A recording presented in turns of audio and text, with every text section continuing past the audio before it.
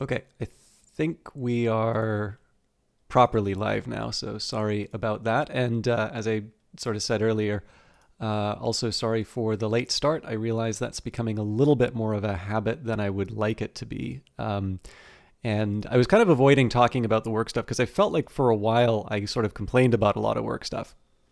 But maybe just for some context here, I've got a fairly big um, deadline slash deliverable for this week, and it's sort of supposed to be at the end of the. It's technically sort of supposed to be at the end of the week, but I think in practice it's going to be. I'm going to want to have the substance of it done the day after tomorrow.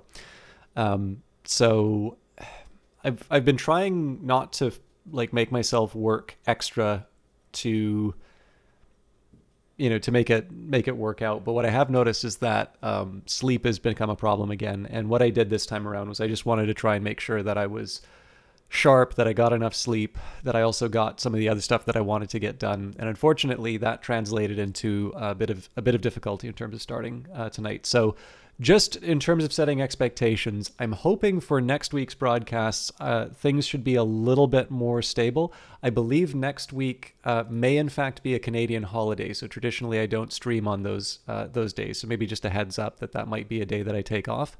But in the next week, whether it's through whether it's after a holiday or just through the normal process of broadcasting, I'm hoping that I'll be hewing a little bit closer to my normal window, which is 7 to 8 Eastern in terms of a start time. In practice, I've definitely pushed a little bit closer to the 8 and even further. But if I can, I prefer to start at 7. And largely the reason for that is just so that I can get finished a little bit earlier and then, and then move on to the other stuff that I was hoping to do. But I appreciate all of you still coming around and seeing me, even though I've had this pretty lumpy schedule lately. So I'm just going to take a second here, and part of the opportunity to do this housekeeping at the start is a chance for me to bring up the broadcast and see the state of things. So yes, we do have the quality options. We've got the stream properly tagged this time. And we're going to be jumping into the Carthage campaign for Old World. Well, returning to the Carthage campaign for Old World. There's also some. I've actually had a few questions for folks, which doesn't have to be on today's stream, but I'm curious about a few things. And it's not even really just about the stream. It's just kind of what people's interests are, because I'm sure a few of you have noticed that I've been writing a little bit more often. And I've had some things that I've wanted to write about, but I'm not 100% sure if they're just like unique to me in terms of noticing. Sorry, I'm having a little trouble finding Old World. I was playing some new things over the weekend, and I unfortunately bumped Old World. There it is. But yeah, maybe over the course of the broadcast, I'd be interested in hearing a few opinions on things. Because one of the things I always get worried about is like writing an article on something and like it's winds up being 3,000 words and it's on something that is unique to me in terms of being an annoyance. You don't need 3,000 words to complain about some guy who cut you off in traffic, but which would be very unique for me because I don't drive. But you get the idea. But let's focus on Old World for a little bit. And actually, if I can, I'd like to get started with the gameplay. Just in case, I need to end a little bit earlier than I was planning in order to make sure that I get a proper sleep and get some of the work that I wanted to do done. But also just so I can see this idea of continuing the save from the previous run. So with that in mind, let's get the kind of disclosure and disclaimers out of the way. I am playing a copy of Old World that I was given from Hooded Horse as part of their promotion for Old World coming to Steam. Now, this is a bit of a funny one to talk about because, it's definitely true that a lot of games that I've been given a key for are usually by developers that I like quite a bit. And this is certainly, I'd say the majority of them actually fall into that category. But in the case of Old World, it's a little bit of a unique one because it's something that I'd actually played early on in its life cycle, and it was one that I was actually also given a key from Mohawk for. And there was a bit of a hiatus on that, just simply because I had noticed that the severity of the copyright, and not exactly copyright strikes, but copyright claims, sort of made me a little gun shy and wanting to sort of figure a way out around that. And so there was kind of this drought of old world content for a while. And so in that case, right, it's a little hard to say, well, who am I disclaiming for? Because obviously there's more than one source of the key. And, you know, the purpose is, of course, for promoting the game. And of course, there's always the little bit of awkwardness where, you know, if you're given a key, that's a binary state. But like, if you have been given a key for promotional purposes and like the game is 5 years old, like, do you really need to keep disclosing that? You know, to a certain extent, people are possibly going to be making buying decisions, and there's sort of an implicit recommendation by virtue of the fact that you're playing a game. Certainly my style is not to play games I don't enjoy just so I can rip into them. I really don't like that style. I kind of wish that it was something people would be a little bit more careful about doing. But with that in mind, I think probably over-disclosure is better than under-disclosure. Needless to say, I'm very grateful to Mohawk and Hooded Horse. Mohawk is the company that made the wonderful off-world trading company, on top of, you know, being run by Soren and Layla Johnson.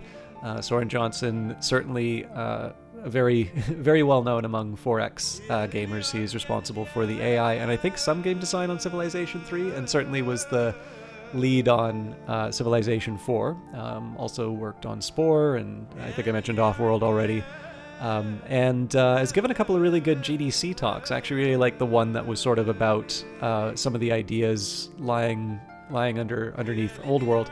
And I also highlight Layla Johnson, because I don't know if her involvement with Mohawk extended to Off-World Trading Company, or if she was just a very, well, and still is, by the way, an excellent player at that game, and later became involved with Mohawk. Either way, a major contributor, particularly to this game in the form of the story events and such. And I highlight this because she's also been a very able co-host of the Designer Notes podcast, which is one that I've enjoyed very much for a while. Some of the designers are ones I'm unfamiliar with, and so I perhaps don't have quite the right framing for some of the interviews.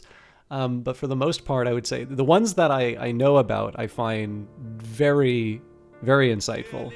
The ones where I'm less familiar with them, I think the majority of the time I do actually wind up learning something anyway. But there's every once in a while, there's just a couple of references that are a little too deep for me. But I also think that makes sense, right? Because of course you're talking with somebody about their career and their, you know, the games that they've made. And of course, if you're unfamiliar with the games, you know, it can sometimes be a little bit difficult if they're describing some of the features of it. Although I should note that one of the things I like about Soren and Layla's, it feels weird to refer to people by first name, but it's weird. I don't know. The Johnsons kind of sounds like a TV, you know, sitcom, and saying both names sounds robotic. So, but in any case, one of the things that I like about them as hosts is they do actually a fairly good job. It's once the conversation goes into the weeds a little bit about the specifics of the game, usually they'll actually prompt they'll usually wind up prompting the developer to sort of describe a little bit about what the game is like to an unfamiliar audience. And as a little secret, some of you will remember way back when I was on Better Terms with GOG, I actually was invited and took the opportunity to interview a couple of game designers on their channel. And Designer Notes was actually one of the podcasts that I mean, I was already a fan of it, but I actually went back to some of my favorite episodes and listened to them again, because while I had some experience of interviewing from documentaries, it's a skill that certainly had atrophied over time. And it was educational, particularly because it was much closer to the material that I would be covering. And I felt that I learned a lot from, in that case, it would have just been Soren Johnson, but in this case, I learned quite a bit from his interviewing style, and I hope I at least did some justice to the lessons learned. Certainly the defects were all mine. Olaf, wonderful to see you. How are you doing? And I hope it sounded like you had some, I'm not sure if it was internet or power problems, but I hope those were resolved. Well, if they haven't been resolved, I think that's probably an even bigger problem, but it's very good to see you, as always. All right, so we've been playing the Rise of Carthage scenario. So just a quick word for those of you who are unfamiliar with this game. Old World is a 4X game. It's the best way to sort of describe it would be sort of you can either if you like names, you would say Soren Johnson's return to the 4X genre and re-examining the kind of the conventions of it. But I think probably the better way to say it is that it is a more focused. It is a more focused 4X game, and it is actually fair to talk about it sort of reevaluating it, but it's sort of it's a game that sort of almost imagines, it doesn't throw away the history of the 4X genre, but it definitely goes back and says, if we were to make these things again, knowing what we know now, what would we have kept and what would we have stuck with? And I think it's really interesting to see what came out as a result. It can be quite a complicated game, and I've definitely worked myself into some corners, but I don't necessarily find that a defect. I actually think that there can be some fun in a game like that, because again, if I'm bringing in some baggage from the previous games that I've played, and there's quite a bit of depth to this one, I think just being able to sort of sit down and master it in a couple of minutes would be, you know, probably not quite the experience that someone like myself who really does like 4X games would necessarily want. And I think one of the really interesting contrasts that I can make between this and Civilization, I mean, there are certainly other 4X games other than Civilization, but I think that is certainly one of the most enduring, and certainly for me, one of my favorite games of all time. But, you know, again, you've got everything. Amplitude Studios certainly has been building their reputation on 4X, everything from Endless Space to their more recent game, Humankind. And then, so, you know, even something like Stellaris, while Paradox would probably consider it a grand strategy game, certainly Stellaris is much more 4X than some of the other Paradox grand strategy games. And, you know, it's kind of fair to say that Firaxis doesn't own this genre anymore. You have a number of different options. I haven't necessarily described all of them. There are some other, depending on where you want to go, like Slytherin has a couple. I think one was called Pandora, and then if you like Warhammer 40k, there's Gladius, which is its own sort of spin on the 4X. Definitely a little bit more, it's a little bit more battlefield focused. I think it's a little bit less about empire building, but also appropriate to the subject. The same developer makes both of those. There was another 4X I was meaning to mention, and I've completely blanked. But in any case, it's fair to say that this is one that is more than just Civilization now. And one of the things that interests me the most, and sorry, I see there's some activity in chat. I'll catch up with that in a little bit. But actually, let me just catch up a little bit. I don't think X4 counts as a 4X. How you doing, Algrins? Power went out for 4 or 5 days. My God, man, what did you do? I've actually had to live through that. I wound up going to the library a lot, but not to read. Although I like reading. I actually wound up going to charge all my batteries. Valiant Chi says this doesn't look like a foreign exchange market game. Wait, I didn't call it Off-World Trading Company, did I? Please tell me I didn't. Oh, good. Okay, cool. You scared me for a minute. Oh, 4X. Sorry. Not social batteries, though. Yeah, no. I mean, we weren't in COVID at that time, so I didn't have the same worry about proximity. But it was funny, like the first day, apparently everybody's forgotten about libraries. So like I kind of had my pick of the outlets. And then the second day, because like basically a tornado just took out a power plant, effectively. That is not a fully accurate description of what happened, but for the purposes of like trying to get on with the game, we'll just say a tornado took out a power plant.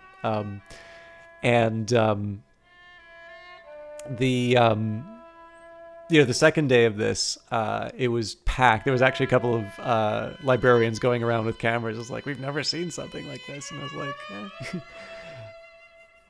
I'm happy people are using it. But like, obviously nobody was checking out books at that time, which was a little bit of a shame. But yeah, I managed. Everything in my fridge was absolutely ruined. But, other than that, I got by. It was a good lesson, though, in terms of, just what a wimp I am in the absence of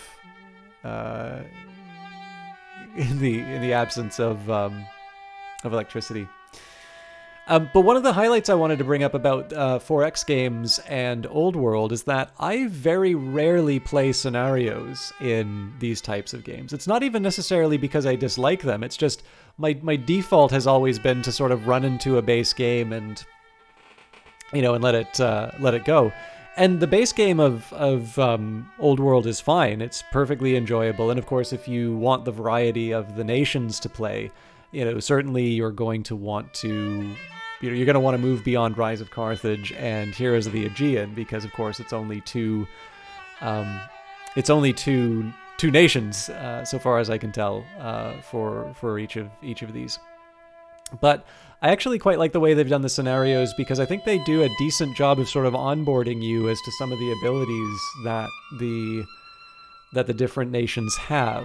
And I would argue, while the tutorial is fine, I actually think to a certain extent that the scenario would be a very logical place to follow up. Heroes of the Aegean, I've actually hit a wall as far as the Rise of Macedon building a hegemony. But we'll work on that. But yeah, definitely. I enjoyed Oxide, which is the first game of the Rise of Carthage scenario. We're going to be moving on to game 2 for tonight and probably the next few broadcasts. Well, basically the aim really here is to try and see if I'm able to take some of the lessons that I've learned from previous games, take some of the lessons that I've learned from game 1. And to apply them and see if I can achieve the epic victory on riches and influence. Now, I realize I'm sort of filibustering the start here, but there are a couple things that I would like to take a minute here and do. So number one, I'd like to shout out Valiant Cheese. So Valiant Cheese is he's actually a really fun follow. I had a great chance to chat with him yesterday and sort of catch up. Now I found Valiant Cheese technically was the one to find me, but there's a local game developer named Eric Billingsley. He worked on a game that I'm sure a number of you will know, who know from Secret Legend. I also streamed his game Spring Falls, which is a really wonderful game. It's kind of classified as a mobile puzzle game, but it is available on PC as well, so you can get that on Steam. And I would highly recommend that you do, because I enjoyed it. And Eric is a shockingly nice guy.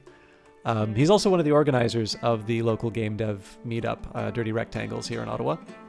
And he also used to work on, he was formerly with Studio MDHR,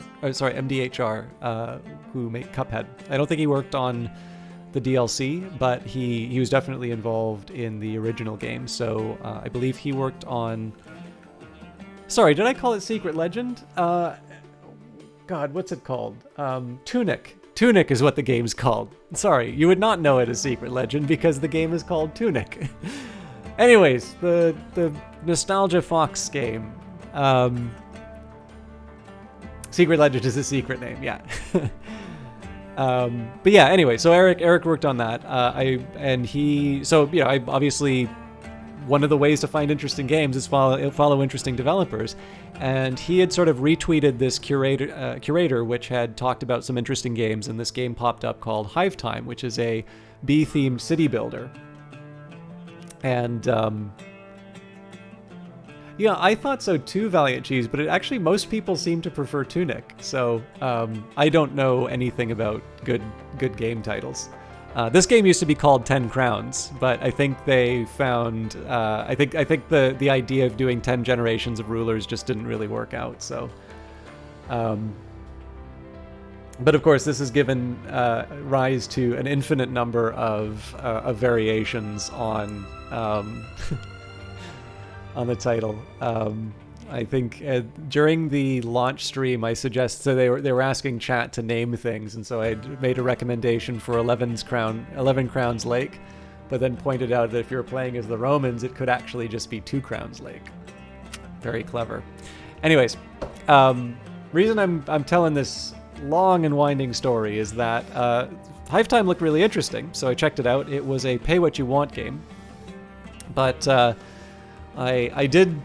pretty sure I put money down sight unseen on it, but one way or the other, I gave it a shot, and I actually think I tried it without checking anything first on stream.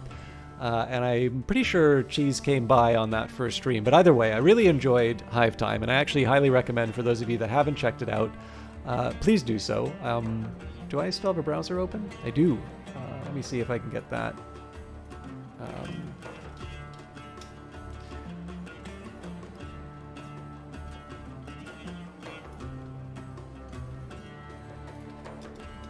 So there's that link to Hive Time. Like I said, SimCity-inspired bee-themed city builder. There's been quite a few developments on it, including things such as Twitch integration, which have been a lot of fun.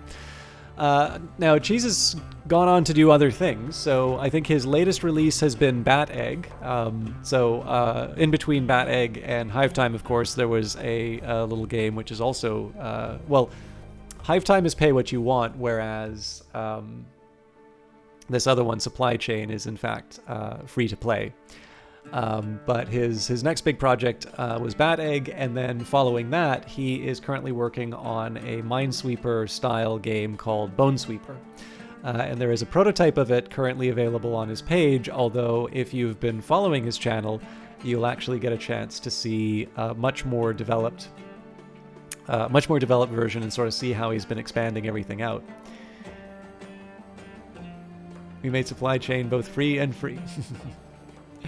But yeah, one of the reasons I wanted to highlight this and I wanted to take the time to talk about Valiant Cheese is that he is somebody who practices open development. He does play games on his stream as well, so he was doing Into the Breach recently so that he could get all of his achievements in before they introduced the far superior Advanced Edition to change everything that he loved about the game to something he doesn't like. I don't know if that's true, but I think that happened with FTL for him. But he does, in addition to the open development, he actually is very, very supportive of developers and their, getting people access to tools to sort of realize their visions. And I really respect that, because I think in one sense it's really encouraging to see somebody make their games and see how it happens. It's actually one thing that I liked about Mohawk Games. You could watch Soren Johnson play Off-World Trading Company and make some changes to it and take some notes as he was playing, which I found really interesting. I think this is before they had a more dedicated community management team. And Mohawk, incidentally, still has... Actually, I should probably shout out the Mohawk channel as well. Pretty sure that's it. They definitely have a pretty good team to play Old World, and they're very, very good at interacting with their chat. But for Cheese, one of the things that I think is so encouraging is that, so Valiant Cheese has worked on some stuff that you probably have played and enjoyed. Day of the Tentacle remastered, Full Throttle remastered, Hand of Fate, I believe 1 and 2. But it does, sadly, yes.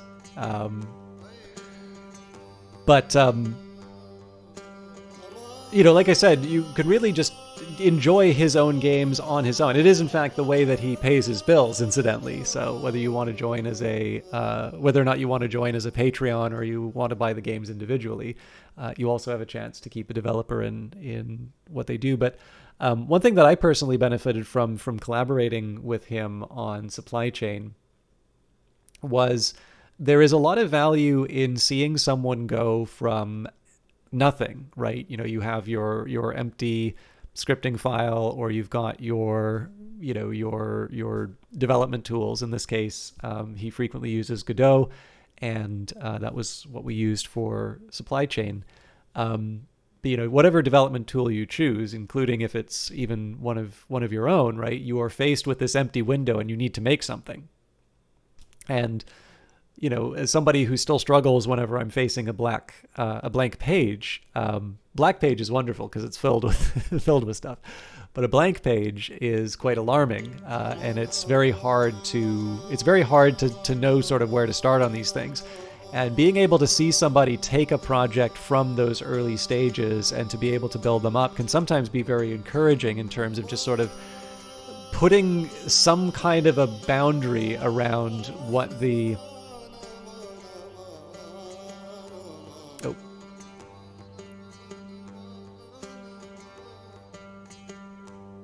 Ooh.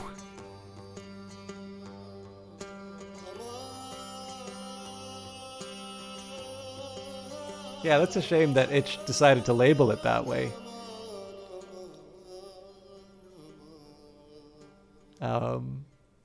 My name is Cheese, and I'm here to say my game is $10, not free to play. It's pay what you want, because I'm a nice man. You can take it for free, but we really did work very hard on it, so if you can afford it, please pay what you can. You so very much enjoy breaking established rhythm. But yeah, in any case, sorry, I didn't mean to make this an eternal shout out, but I wanted to highlight all of this for the specific reason that it's clear that there are quite a few people with ambitions towards game development, or indeed are already game developers. And so clearly being able to build community, being able to get people in touch with each other is very nice. On top of that, I think there are a number of you who... I can think specifically of one game that really inspired a lot of people to want to become game developers. Some of those people aren't really in the channel anymore, and that's not necessarily an ill will sort of a thing, but it's, unfortunately, they weren't around for a chance to meet someone who really would have helped out with that ambition. Because it's easy to have an idea, right? Now, a good idea maybe is a little bit more difficult, but...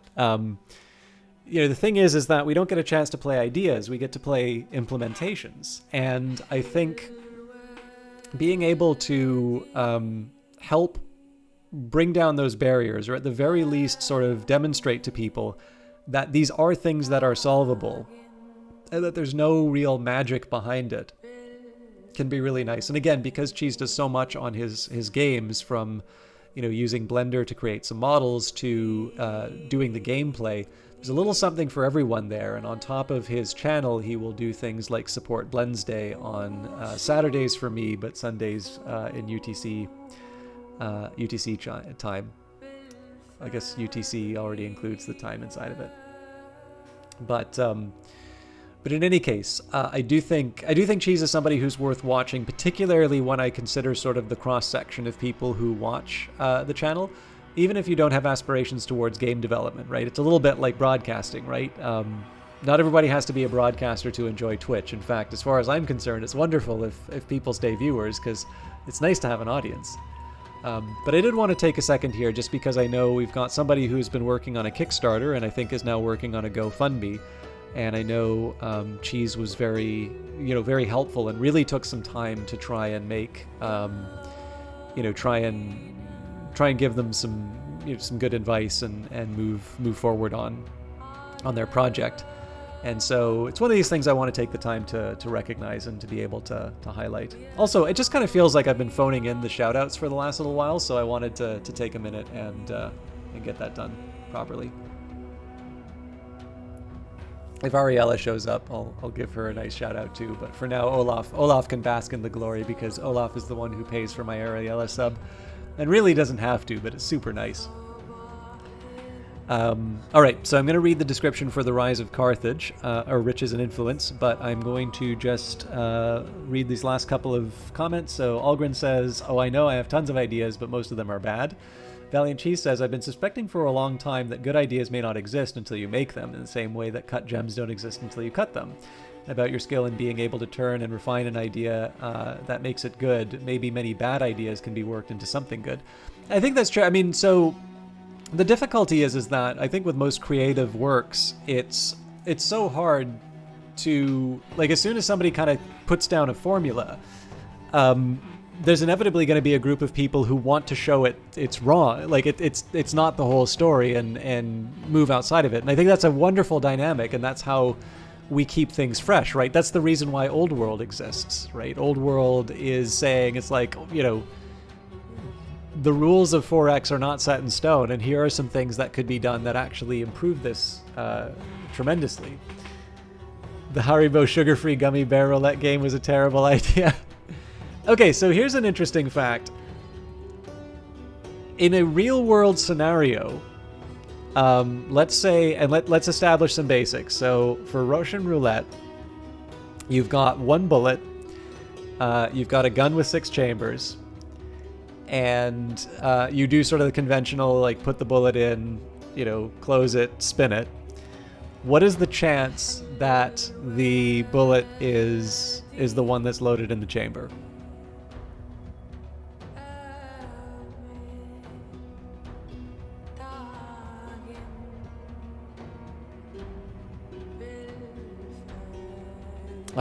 While I let you all ponder that, I'm going to read. Continue the Rise of Carthage campaign by leading Carthage in its expansion in the Mediterranean. As Tyre, the mother city, is besieged by Babylonian forces, the time has come for Carthage to become the most powerful and richest Phoenician civilization. You may import a save file from completing the previous scenario, Oxhide. If you import a save, some of your choices from the previous scenario will be preserved. Family assignment and some city improvements will be carried forward, and you may encounter events related to your actions in the previous scenario. Rules for Game 2, Riches and Influence. Technologies are more expensive. Settlers rapidly increase in cost as you build them. Carefully consider whether settling a new city helps you achieve the game's goals. And you have access to the Sacred Band and Balearic Slingers, history-inspired units unique to the campaign. Complete 6 goals to achieve a bronze victory. Complete 8 goals for a silver victory. If you complete 10 goals, you will earn a gold victory. Complete all the goals to achieve an epic victory. Yeah, so I did say it's a 6-chamber revolver.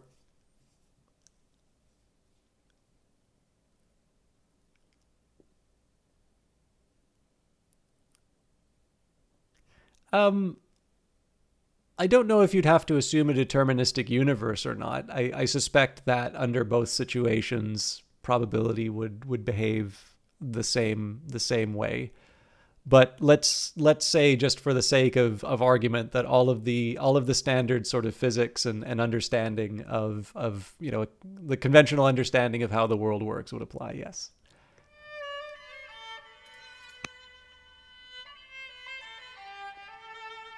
Year 101.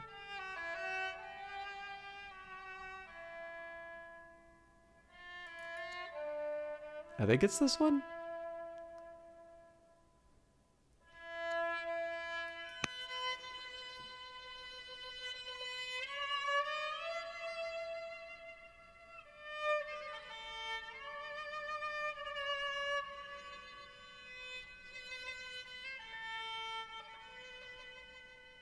All right, the 101 would have been my bronze save because the scenario ended before I could have, or was it bronze? Anyways, my other win. All right, you are now known as Mago the Mason. You are now known as Mago the Architect. The Rise of Carthage. 12 years ago, the rising empire of Babylonia, led by King Nebuchadnezzar II, laid siege to the Phoenician city of Tyre. This blockaded all trade with the mother city, leaving its colonies, including Carthage, in political and economic turmoil. Even if Tyre survives, its strength has been worn down by the siege. Other powers have been forced to seek other places to sell and buy goods, and clearly there will be no return to the old way of things. Carthage should seize the moment and become the new hub for Mediterranean trade. Prior to the siege of Tyre, our forces occupied the I'm not good at pronunciation. Balearic Islands, from which we might project naval power across the Western Sea. Plans are being laid for more expansion. Solving the current economic recession begins with improving our own internal production and trade. So we could have a time goal of 6 workers, or we could expand the worker force. What lies ahead? Okay, well, looks like we've got... okay, so both of them need to be about building workers, but one will explain the scenario to me. So, hello, Tikri. I think you're all trying to be, like, super clever about this Russian roulette question. I mean, it is only because Algren's pointed out. All I can say is if you give an answer that seems really unusual, I am going to ask you to explain your reasoning. Or I can just explain the real answer. We'll expand our worker force. What else lies ahead? We've started the goal: control 6 workers within 20 turns. Welcome to Game 2 of the Carthage campaign. The culture of Carthage derived from Phoenician culture, which was one of mercantilism and trade. As such, the people of Carthage and their leadership were focused on controlling the Mediterranean Sea as the means to controlling the land surrounding it. Expect the scenario goals to reflect this history.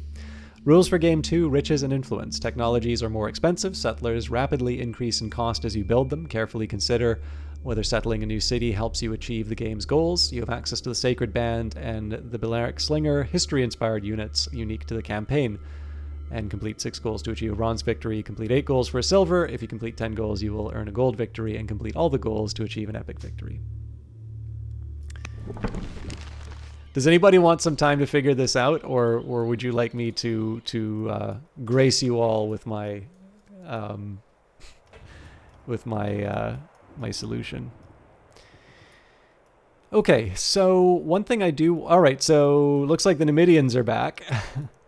There's barbarians on the side here. So yeah, it looks like we did wind up losing at least one city.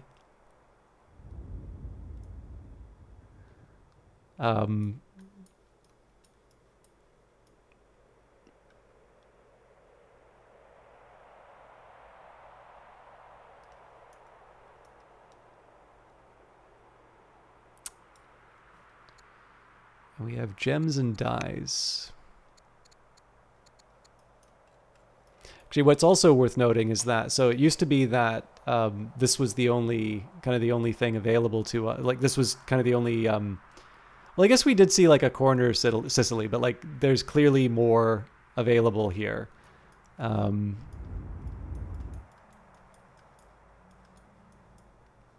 Yeah. Got an extra city. I'm sure this will require some thinking on my part, but clearly the first thing we need to do is get ourselves set up with some workers. Actually, maybe I'll take a look at the exclamation mark first. Okay, yeah, we went. So traditionally, I put my ruler as the governor.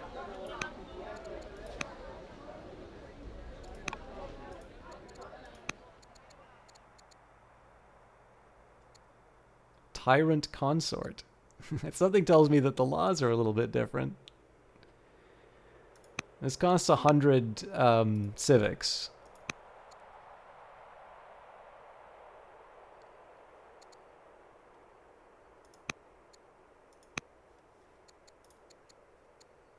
Okay, I will think about sending out the luxuries, but let's focus a little bit more on what I can currently do. Oh, sorry, I'm taking a quick look here. So is he Cartridge intelligent as in Roger Rabbit? Dimensional rift probability in the area? Russian roulette? Yeah, it's complicated, yeah. We weren't going to answer because this wasn't, you weren't really listening, but it's one shot. It's spun in a manner that assumes random distribution. You're happy to go with 1 and 6.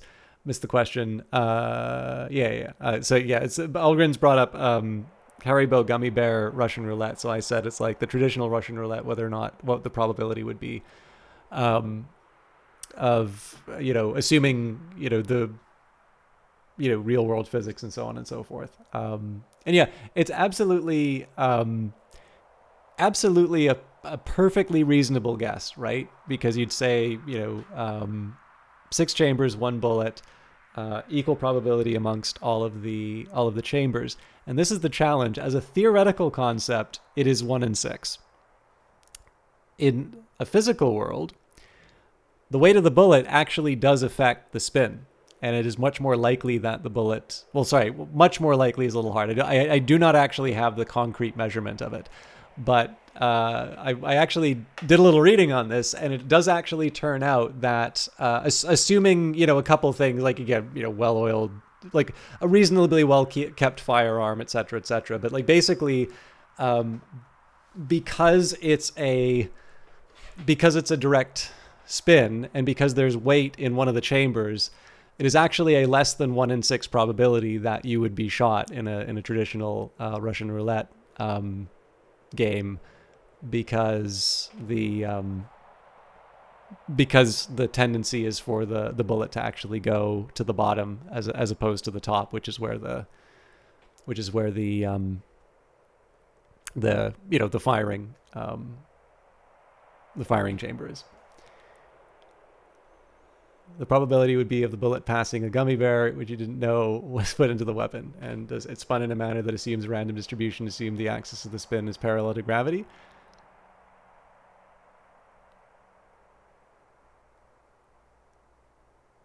Yeah. There's definitely a couple other things. I mean, I suppose.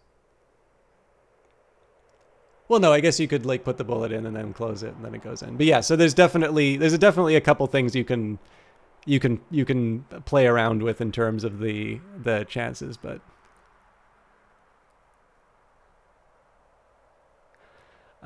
yeah, I actually learned this from a write-up on somebody who is studying whether or not it was possible to beat roulette, and it apparently is possible to beat roulette. And apparently you can also beat Russian roulette by... And yes, the best odds are always not to play. Generally, I think putting yourself in dangerous situations is not really worth it. But hopefully that was a mildly interesting anecdote that you can, confound your enemies with. Okay, so number one, I think workers are a really good idea so that we can produce more. And number two, it is a goal that we want to achieve within 20 years. So this will bring us up to 3. We have a worker in Carthage. Do we just have the one worker? It's a real shame if we do.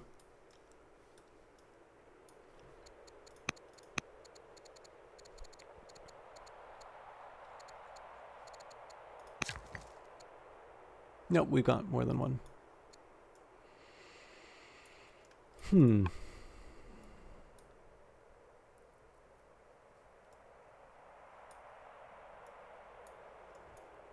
Okay, so Hippo Regius will put a worker in.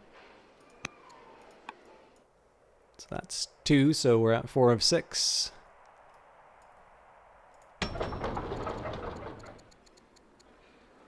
Five of 6.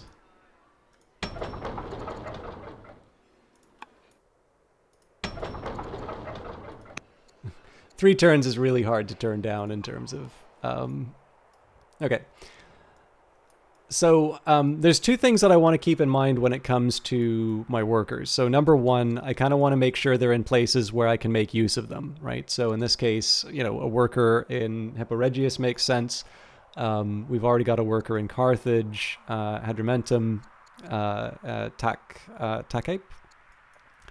So these make sense. So why didn't I build one in Oea, or however you pronounce it? Well, it's because I've got 2 here. So the idea is that I'll eventually be able to move one of the workers down into this region. Now, I'm not going to dedicate orders just to moving them. I'll probably just gradually move them as the turns go by. But this is sort of the logic behind the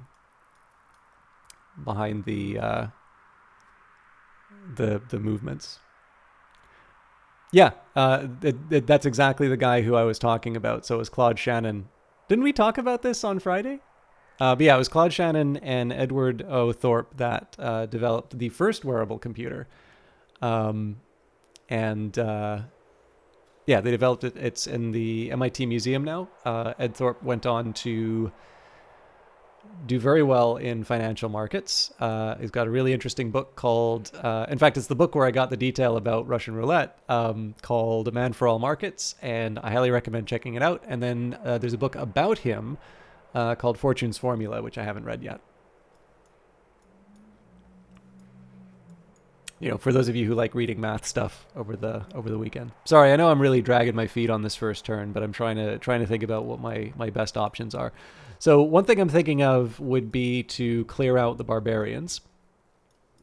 Another alternative that I could explore would be, say, okay, so maybe we're not interested in a worker in Hadrumentum. Maybe we want to build... Actually, you know what? Okay, I'm going to change my mind. So I'm going to build a settler instead, and I am actually going to go for the slower production of a worker.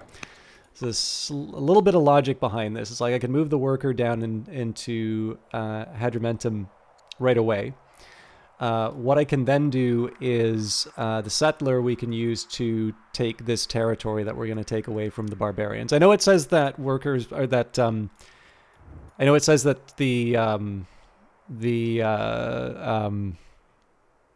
sorry, words. I know it says that it becomes more expensive to get settlers as time goes by, but I know, at the very least, this is kind of in my sphere of influence. And then I should probably develop some scouts at some point. It's a little disappointing that we don't get to keep what we had before. But when I can, I'll try and get some scouts, and maybe what I'll do in the meantime is use my ships to figure out what's going on. Oh, hang on, we do have scouts. So do I want to head out this way, or do I want to head out that way?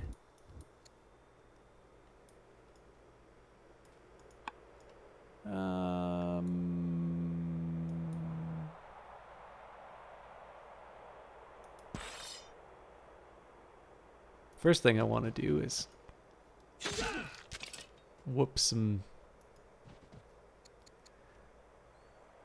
So this is kind of expensive. Oh, sorry, that's promote.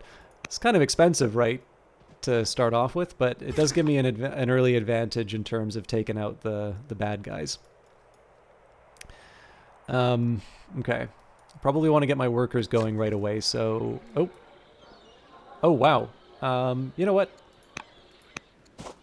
Let's just roll that back a bit, actually. If it's 10 moves, let's make sure that my workers are actually doing what's needed. Okay. So generally I like building nets. Nets are really, really good for resource production. Alternatively, so Shrine of Tanit, I don't know if we have... Okay, we already have Carthaginian paganism. This will be good for money, so it's hard to turn it down, and certainly culture is excellent in Old World in general. So there's a little bit of a trade-off between food and... Well, you know what? This takes slightly less time to build, so we're going to start with the nets. Now, I suppose I could keep this in the capital and build the shrine anyway. That does sort of starve Hadrumentum from its possible gains. I suppose the real question... Well, we could build a pasture. That gives me orders. Yeah, there we go.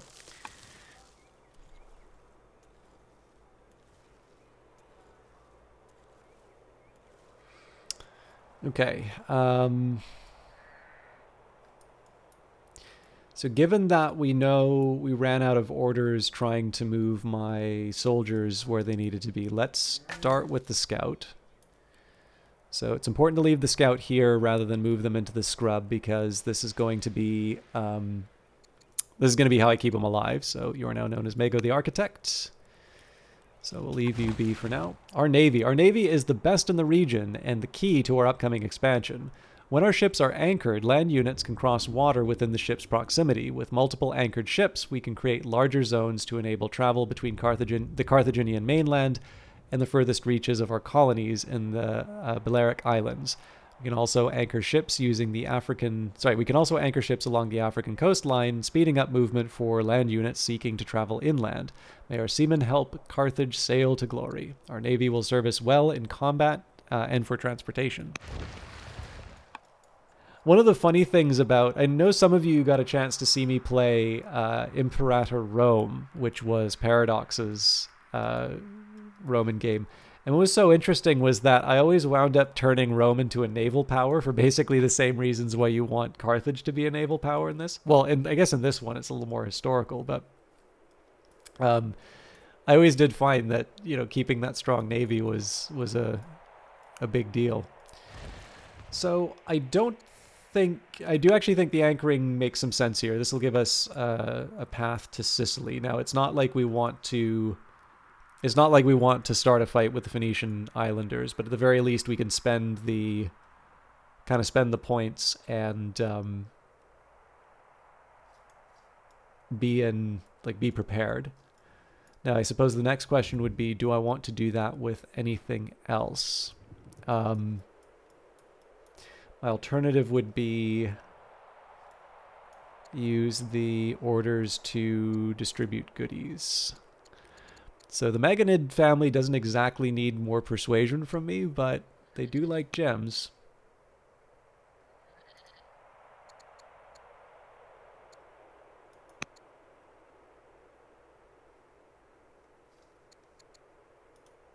Okay. So we will end the year and see where it goes. Tyrant Consort. Oh, yeah, that's right. I wanted to see what our laws were. Didamia the Diplomat, your wife, governor of Hadramentum, never seems to keep her word and is now known to be deceitful. Word has reached Carthage that the long siege of Tyre by the armies of King Nebuchadnezzar II has come to an end. The two sides have negotiated a settlement on reasonable terms. Several decades ago, the forces of Nebuchadnezzar put an end to Egyptian influence in the region and what remained of the Assyrian Empire. Just before the siege of Tyre, Nebuchadnezzar's forces destroyed Jerusalem and with it the kingdom of Judah. Tyre has been more fortunate than the Egyptian armies near Carchemish, or possibly Carchemish? I think Carchemish, or the defenders of Jerusalem. But even as Tyre has been spared destruction, her time of glory is over, as all of Phoenicia will now be ruled by Babylon. Carthage must seize control of its destiny, equal the riches of Phoenicia, and with time surpass it. We shall begin by exerting our influence over Phoenician colonies on the islands of Sardinia and Sicily. Some oligarchs want us to negotiate with them. Others believe that occupation is the more durable path forward. As always, the family we side with will think better of us if we accomplish our goal. Okay. So if we conquer Sicily in 25 years, the Barkids will like us quite a bit. And we do need to improve our relations with the Barkids. It does seem to be that the artisans also, so this would be the Maganids, would like us to... Oh, sorry, it's Sardinia and Sicily. Okay.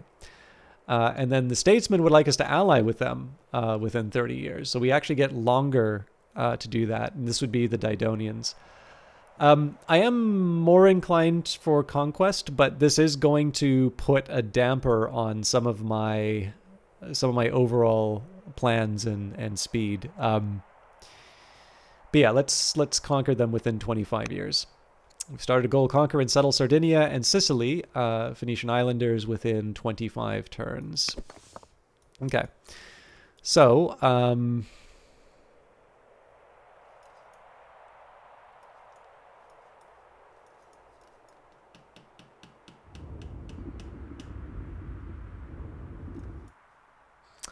already got an anchored ship here.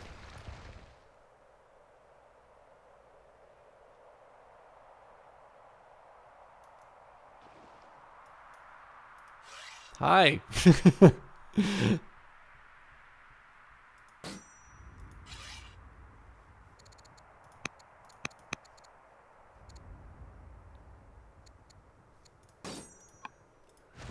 Does this even make sense? Not really.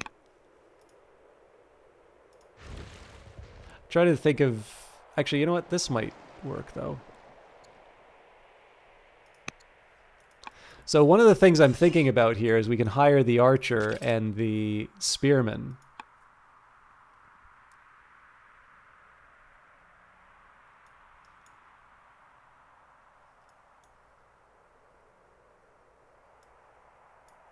Let's start by hiring the archer for starters.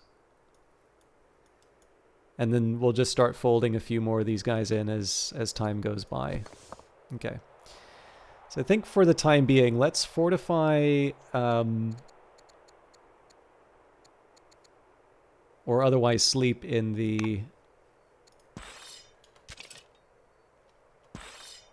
cities where we're not going to see sort of immediate action.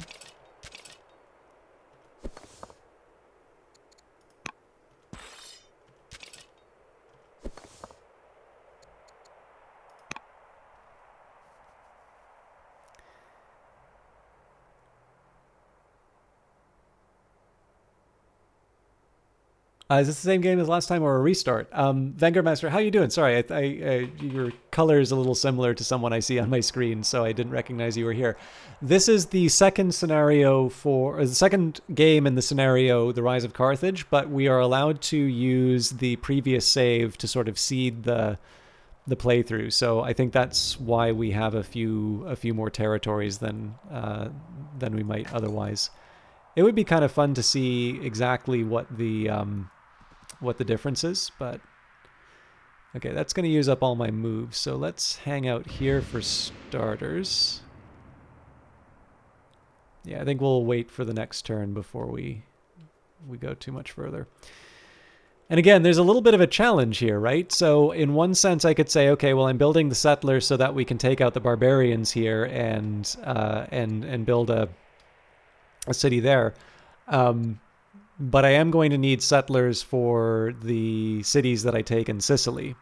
Actually, does it say how many? Okay, there's 2 sites for the Phoenician Islanders, so yes, being able to conquer. This shouldn't actually be that difficult to handle, but I do still want to buy them up. No, you definitely change your color. Vanguard, please don't feel that you need to change your color just for me. It just happens to be...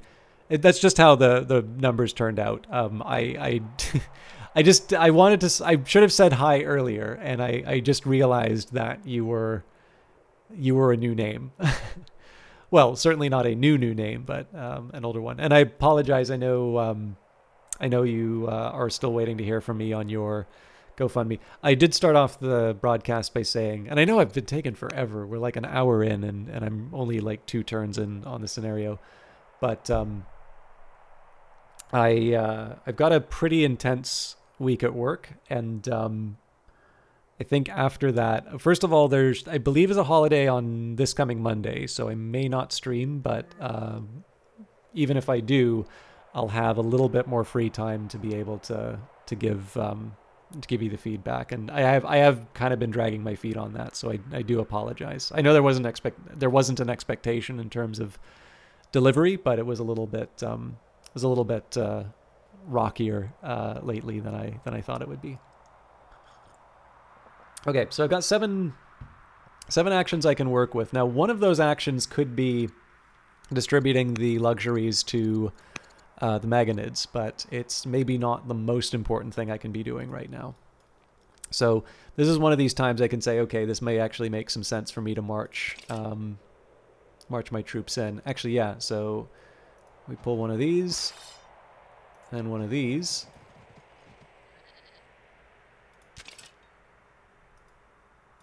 So that works a lot better because it does the damage to the unit behind. Oh. I'm willing to spend. Okay. This isn't necessarily expansion I really need right now, but it's... I don't know. I think it's something I used to have, so I kind of feel... I don't know, entitled to it. Anyways, let's go on to the next turn. So the other thing that this does is it gives me a chance to sort of occupy my military units while we're building towards an attack on Sicily and Sardinia. So what I want to do eventually is buy up the spearmen for 550 gold, and we should be able to take on the Phoenician Islanders here right away. I'll probably check this out, but I want to make sure that I'm handling my own units first. Okay, so poke you.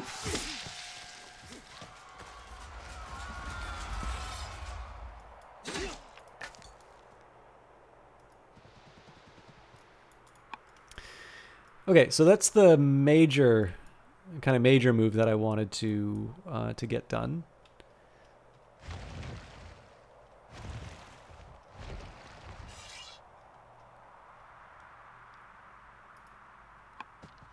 A massive edifice surrounds this hilltop, city in the clouds, which looks to have housed many thousands of citizens, shattered by tree roots and overgrown with dense foliage. This settlement appears to have been an early island colony capital. Restoring the crumbling ruin might improve relations, or it could end up as a waste of our precious resources. So we could restore the ancient island colony site, So this would give me some extra experience, and it would improve our relation with the Phoenician Islanders. Now, of course, we don't have any intention to play nice with them. So instead, we'll forage for valuable materials and get some extra stone and iron for our trouble. And then I do want to move the archer away, just because I don't want to cause trouble with the Greeks. We may have trouble with the Greeks anyway, but I don't want to provoke it. I wonder if it says 5 laws. Doesn't seem to say.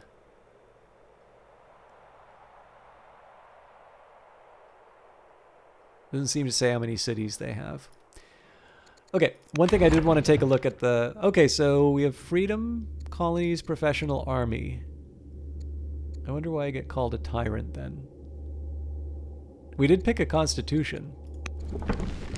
That was the old one. Okay.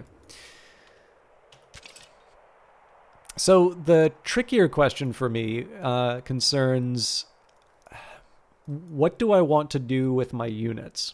So what I mean by that is, like, I've got a slinger here. I've got sort of a standard warrior here. How many of these units do I want to dedicate towards claiming Sicily, and how many of these units do I want to keep in reserve?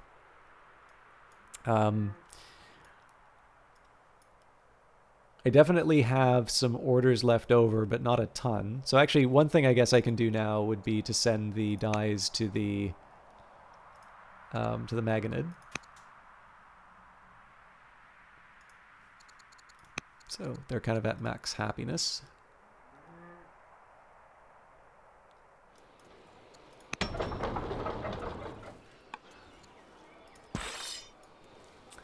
So this warrior 4 attack, 4.4 defense, 5 and 5 if I use the spearmen. So I don't know, bringing the elites kind of seems to make some sense.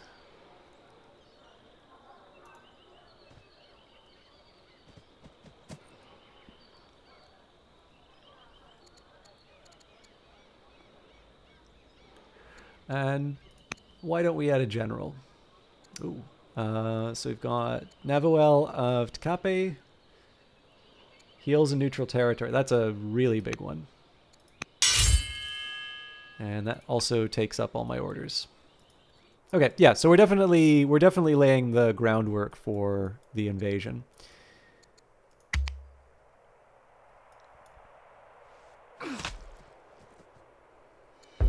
Sacred Band. Carthaginian society expects little in the way of threats to the home city. A dangerous threat may come one day, and in that time it may be necessary to call up the citizenry to the city's defense. In the meantime, we shall maintain a corps of hardened professional soldiers. Those of the highest training and best equipment will form the Sacred Band.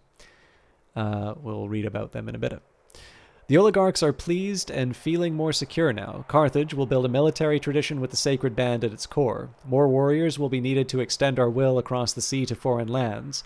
There is little in the way of agreement as to how to form a wider armed force. King Mago the Architect will decide which strategy to pursue. So this is we finished the Sacred Band. The game sort of started us off on the path to that. So the Barkid would like 3 chariots within 40 years. The artisans would like our navy to increase to 9 biremes within 30 years.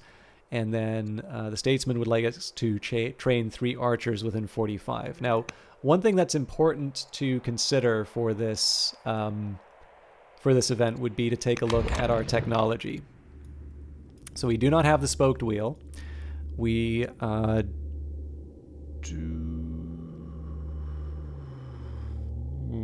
We're currently researching aristocracy. Okay, we don't have the composite bow. And then I guess they were saying bireme. So,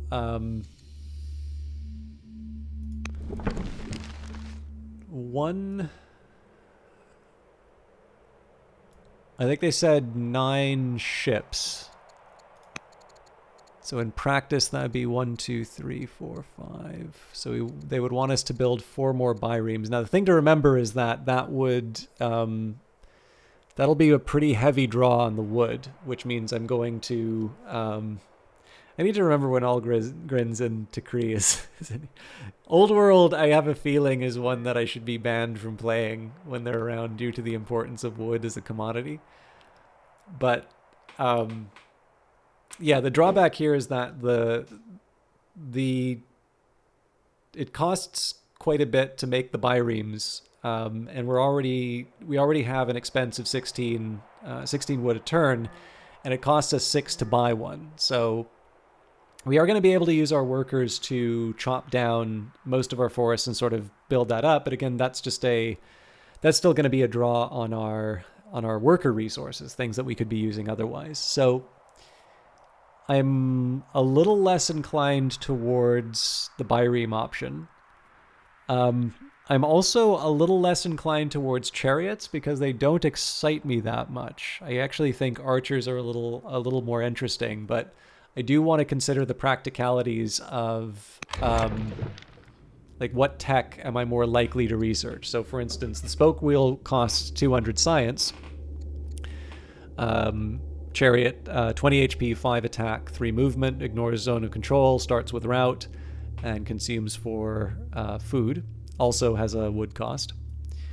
And then we could contrast that with the composite bow. Now the composite bow costs twice as much in terms of technology. 5 attack, 2 move, 3 range, consumption 2 wood a year. So, oh sorry, that's the range, not the archer. Then again, the archer also costs 100 wood, so I think everything's gonna be a pretty big drag on our resources. In fact, the bireme costs less in terms of wood than the bows do. The thing is that I don't know if the biremes are going to be that helpful for my future plans.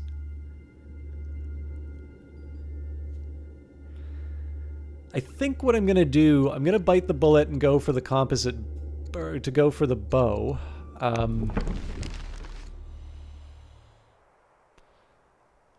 I do have 45 years for it, but it does mean that I'm going to disrupt some of my tech plans. The one thing I like about the option of having 3 so it says train 3 archers, but it's possible we might be able to upgrade our existing slingers, and in that case, that'll make life a little bit easier in terms of achieving the goal. So yes, let's go for 3 archers. You've started the goal. Field 3 archers within 45 turns. Oh yeah, that's interesting. So they change from train to field. Cool. Critics decry the court's silence on religious policy. They say that it is past time and that we declare our stance, whether we support divine rule or legal code. So divine rule can adopt pagan state religions. Shrines produce -1 unhappiness. It will cost us quite a bit of money a year, 36 per year. So we're down. That'd be down from 164. And then we could consider in contrast legal code. So legal code would give us a really big boost to our civics. Now we're already at 75 a turn. I think we've got 3 or 4 laws already, so that would give us 40 civics. And that comes at the cost of orders, which I do kind of need, but in theory we'd be able to get more orders over time just by continuing to do cool things. So I am slightly inclined towards divine rule because I always struggle with discontent. But I do actually think a code of laws is a little bit better. I also tend to undervalue civics until it's too late. Let's go for reason should be the basis of government. Let's do legal code. I also want to see what that does to our civics. Okay, 115 a turn, so that's definitely a good return. Ah, yes, we don't have wonders yet. We didn't have wonders, but we do have access to them now. I had forgotten. Okay, the Shrine of Tanit. So bonuses for adjacent resources. You get the one there. Surely there are better options, though.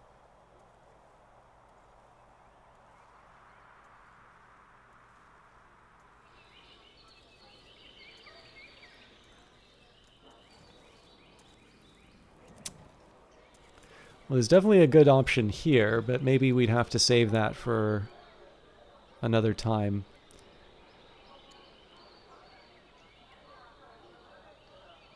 Yeah, let's put down the Shrine of Tanit. So I am kind of falling back into that old trap that I had run into, which was letting the game sort of decide for me where I expand and what I do. One particular worry I have here is that I'm starting to sort of kind of crowd in my city, because I know I'm going to build lumber yards here. And so, we already have a... Oh, but this is a hamlet, so this will eventually grow into a village. That's fine. So yes, I will build the shrine after all.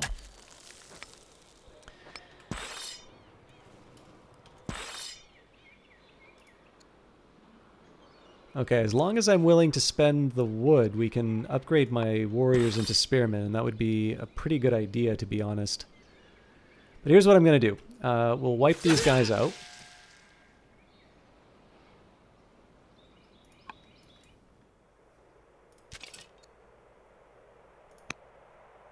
Okay, we don't have any more potential generals.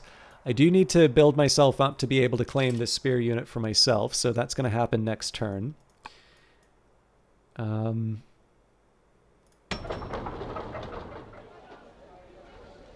So Carthage can build another settler, and we'll move that straight into Sicily. Or we can get them to build the interest. You know what? I think we should start with settlers. Just get that expansion early and often. Okay, we'll pause with you for now.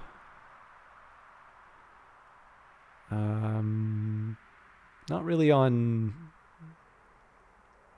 a hill here, so this works a bit better. No, there's nothing really stopping me from putting my spearmen in position, so let's... This is our goodwill party. Just saying hi.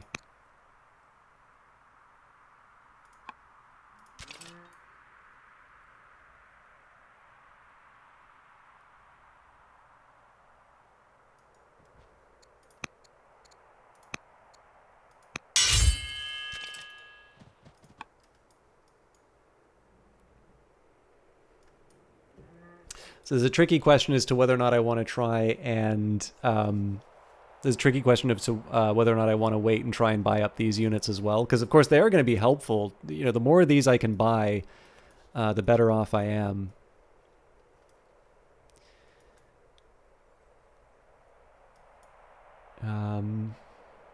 Still have 5 units. Sacred Band's definitely a tough one. We'll pause with them for now.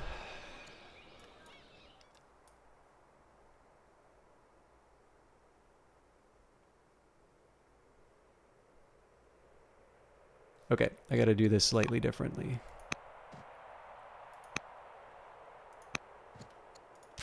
Okay, so you go up here, you go up here, and you can go here. So the reason for that is there's the adjacency bonuses. So we're going to have 3 units that are all poking into the city. Presumably this one as well, but we get two adjacency bonuses.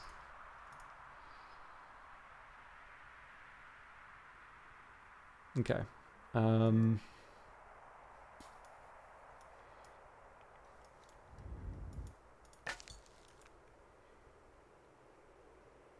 don't think I'm quite brave enough to... Yeah, that was the right call.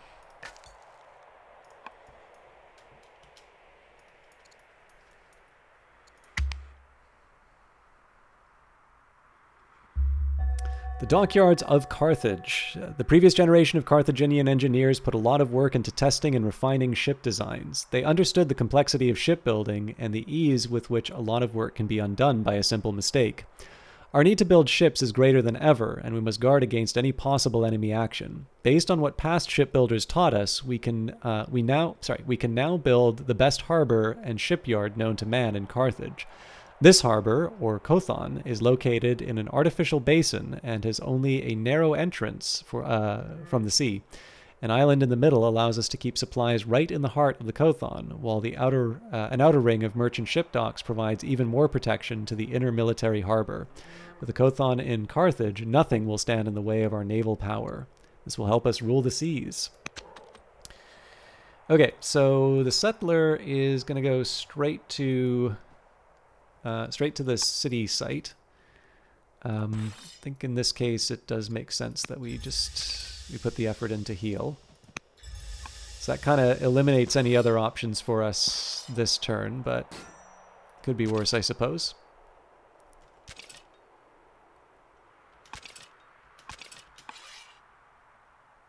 Oh yes, we can buy these folks up.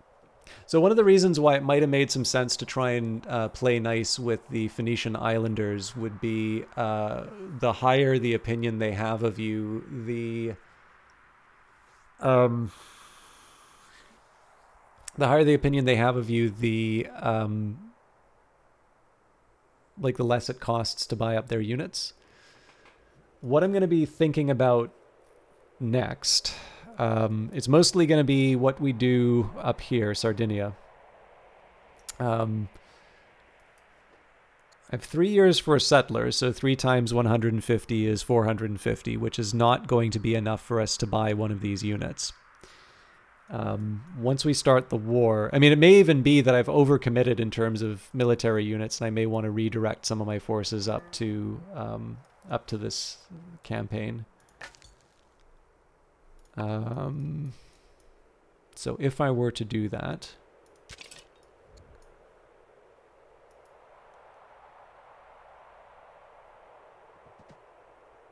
yeah, that works for me. So I think what I'll do is I'll start emptying out a few of the other cities, and we'll move our forces up here. Again, it would be nice to buy up some, particularly the archers, actually. All right. Hadrimentum. So we do need one more settler. I suppose the question would be, is that Carthage's job or Hadrimentum's? Let's make it their responsibility.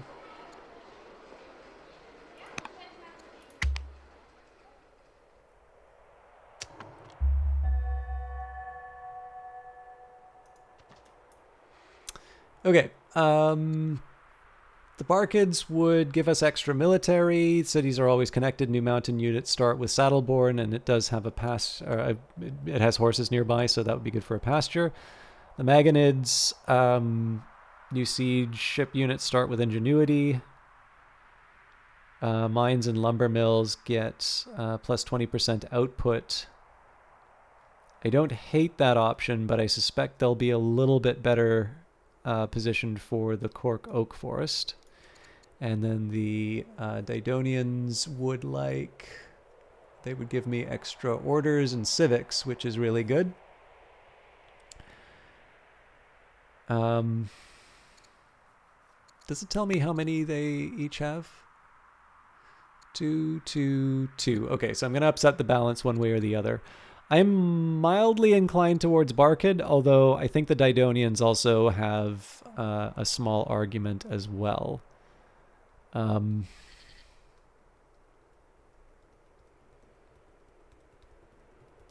the orders are very helpful for my immediate need of sort of military power. The fact that I may build mounted units here is also helpful, but less clear to me that this is it's necessarily going to be used for that.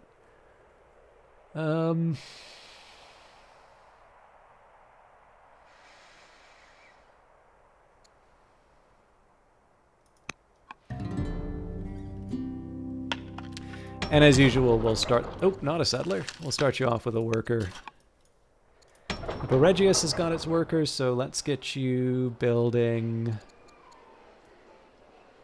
There's a few things I could get them doing. I could build a stone cutter for the civics, which will help us build additional specialists, or I can get them building an acolyte. Alternatively, we can put... Oh, you know what? The treasury makes a... Yeah, the treasury makes a lot more sense here, because completing a bunch of treasuries... Yes, I like this idea. The more treasuries I can complete, the more money in the coffers, which means we can buy out that archer. Okay, unfortunately, we're not developing culture here. Oh, it's already got treasury too. Okay, that makes sense. The walls are a little attractive because of the bonus for family military unit defending. And again, anything I can do to reduce my discontent would be nice.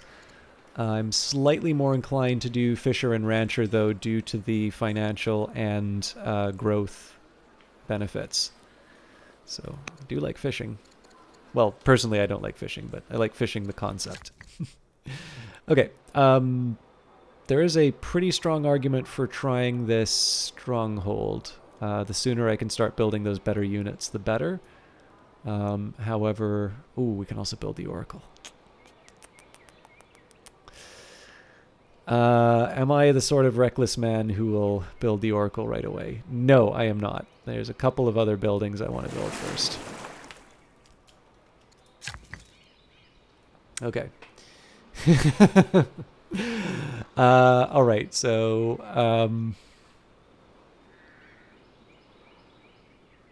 I mean, the extra tech card hand size isn't bad.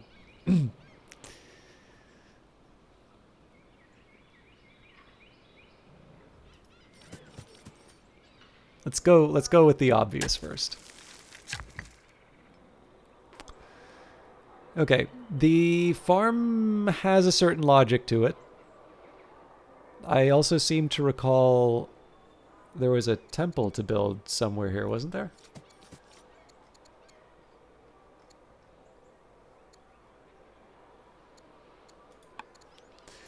Okay, what kind of access to stuff? Here's the better question, because we were talking previously when I was playing this game. It's sometimes nice to have quarries, given that the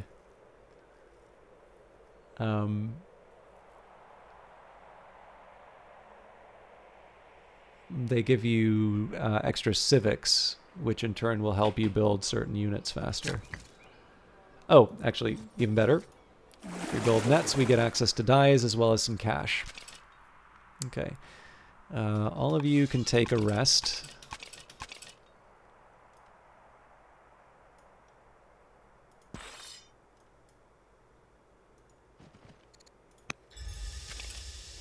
And we're out of turns, or out of orders. Okay. I'm generally okay with where this is. So just to give you an idea in terms of the overall plan. So you've got a couple more workers that are going to be finished up. Then, that's our first goal. We have 21 years to conquer Sardinia and Sicily. So Sicily is effectively as good as captured now.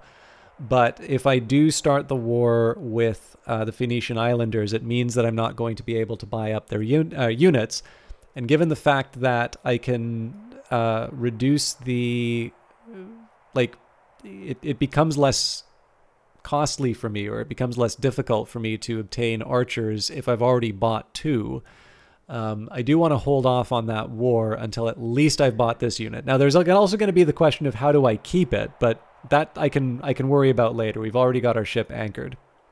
So essentially what that's going to mean is that within the 43 years, I'm only going to need to build one archer. And again, if the archer happens to show up, I guess... the Libyans and the Numidians, neither of them are really going to produce archers, so I am going to have to build that. Still, I think we're going to be able to. I think we're going to be able to handle constructing one archer within 43 years. Now, as far as settlers are concerned, so we're going to have one which will go here. The second will go here. I do intend to sort of conquer this area. This is going to be a little bit harder given that there are 3 units. This is a skirmisher, so they're going to be able to throw stuff at me. It may, in fact, be a point where I want to hold off putting too strong of a siege on this area. Wait till sort of everything's kind of calmed down and use the surplus to take out or like to make the move on the barbarians. I don't know. I'll have to think about it a bit.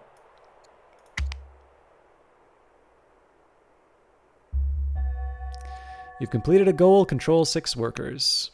Sources of wood. The recession caused by the siege of Tyre has affected more than just Carthage. Every Phoenician colony and even the mother city herself are also suffering. Our foresight to invest heavily into the productivity of our local economy has put us in a strong position. There is but one foundational weakness that must be resolved: wood. Our nation's strategic goals depend on our naval strength. To add more ships to our fleets, both militarily and merchant vessels, we need a large supply of wood on hand. To meet our needs in the short term, we could send out workers to gather wood from our lands. Looking to solve the problem in the long term, we must establish and sustain our own timber industry. So chop wood 20 times and construct 8 lumber mills. How long do I have that? 45 years. Good God. Okay.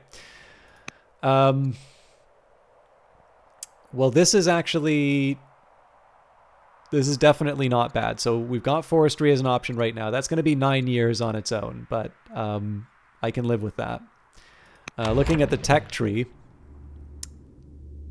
So I do not yet have military drill, so the archers are actually going to be even further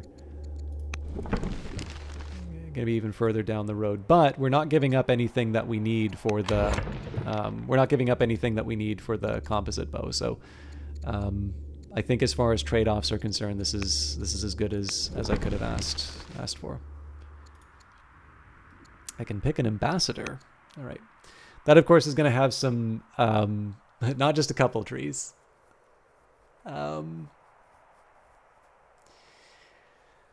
Okay, so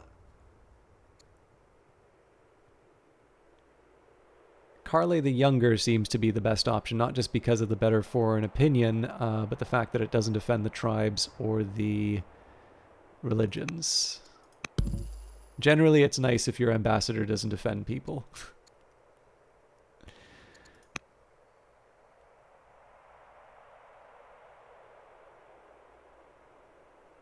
There's definitely some things that I can do here, but we only have 9 actions, so... Yeah, so we're waiting on 600 for the archer here. After that, I think we should feel a little safer to make our move.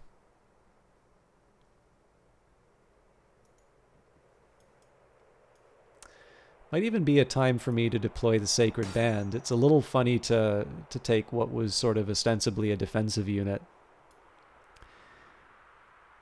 and throw them into the maw, but I do prefer that as a backup.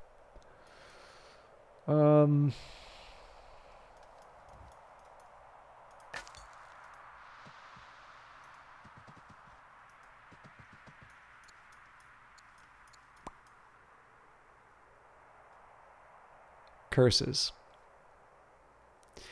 So, I mean, this isn't a problem because, like, we can wipe this guy out, right? But I want to buy him.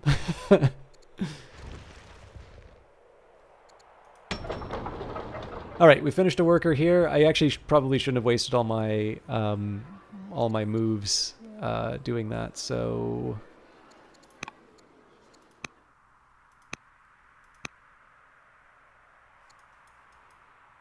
let's find something for my worker to do first.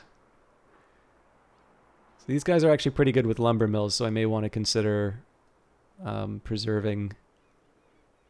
Oh, see, this kills my nice little triangle here. That's upsetting.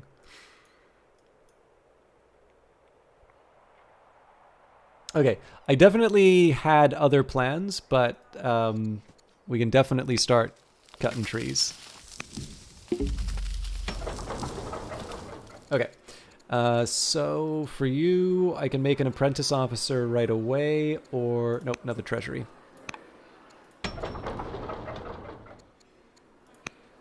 Basically, treasuries for everyone so I can buy that last archer. Nobles in the court insist that we clarify our stance on administration. Do we support policies of centralization or vassalage? So centralization will give me more civics per year, and the capital city will get additional science per culture.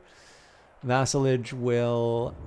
yes. So it'll make my units cost less, but I like centralization.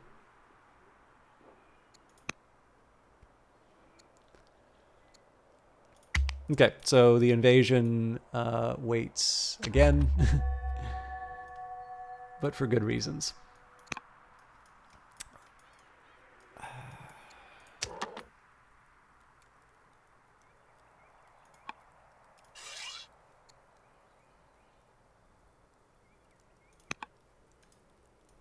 This is ridiculous now, but 650, all right. Can I really afford to wait that long? I kind of can.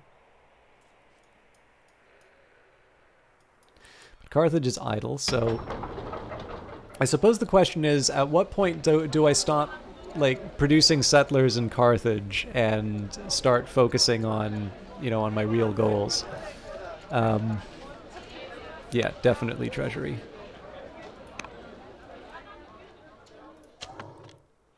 Okay. I feel a little dirty doing this, but I will move the... It's just the same logic of like moving sort of an undefended scout in like in a normal civilization game. Like it just makes you feel bad, but it's hot. You need to go be in front of the AC, which is not here by the hot PC. No problem. Thank you very much, Decree. And I've no... Today I feel like I've been a little more dry in the commentary anyway, so it's a good time to escape. Thank you very much for hanging out, and as always, thank you very much for your very kind attention on Twitter. No, I may actually have wanted to build... How long does it take for the...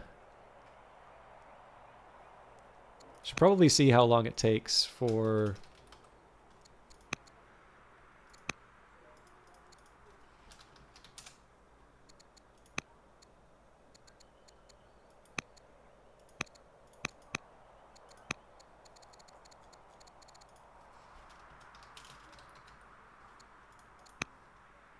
I wish I could remember how long it takes to get these things back.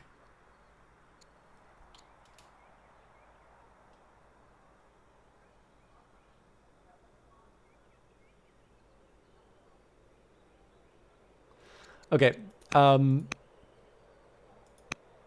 This is probably more cautious than I need to be, but...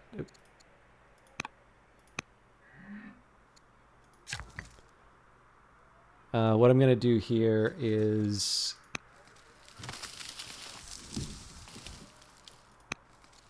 I'm actually going to start cutting trees in the sort of non-triangle patterns because these are... Remember, I'm going to need to build 8 lumber mills. So we've got 3 here, 3 here,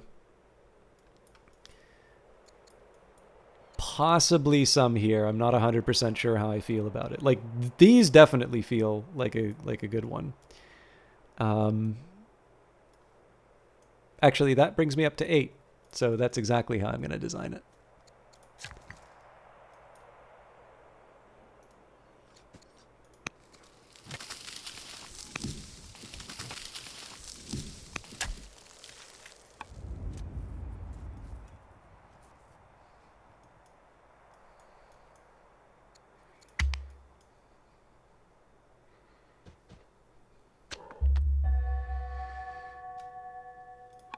Okay. I'm leaving the ambassador alone for now just because I have other priorities. So the nice thing about the worker situation right now is I can harvest trees outside of my borders. So in these cases, I know I'm not giving up potential lumber yards. Now, one drawback is that I am not improving Carthage right now, and that is something that I would generally prefer to do. But, you know, again, you play the hand that you've been given. Game really wants me to build the Oracle. I mean, it's not even that it's a bad choice. It's just maybe a little premature. So, again, based on some of my previous experiences of the game, I definitely feel like getting some stone quarries down would be nice. There is an adjacency bonus for the mine though, so I'm gonna start there. Oh, good lord. That's already all my orders. How do I feel about that? That's okay, because we haven't started the war yet.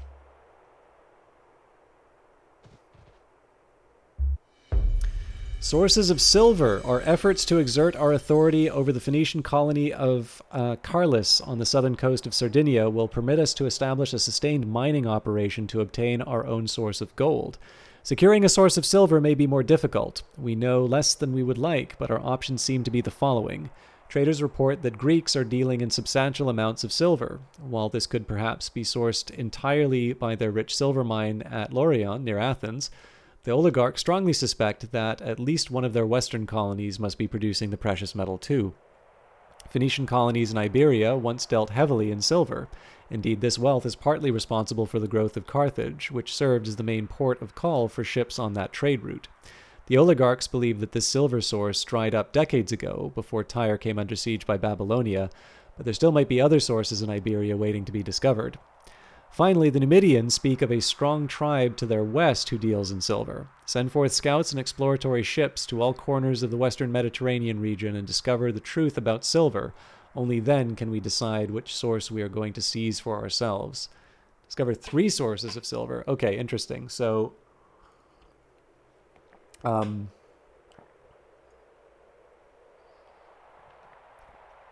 not sure how I feel about them talking about their western colonies, because I would sort of imagine that Sicily counts as a western colony, right?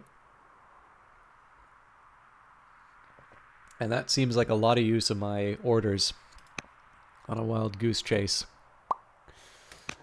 Okay, but we have 40 turns for it, so we're almost ready to start the war. One more turn and we can buy the archer, and then we'll have our goal achieved as well.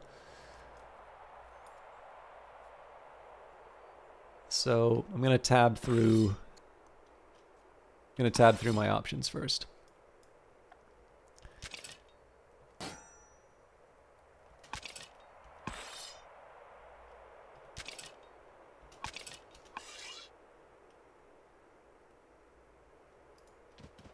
Again, feels wasteful. Well, actually, hang on.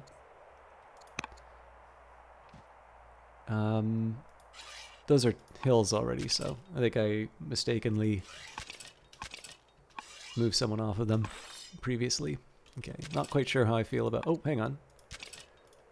Both can be promoted. For some reason, I really prefer going strike over guard.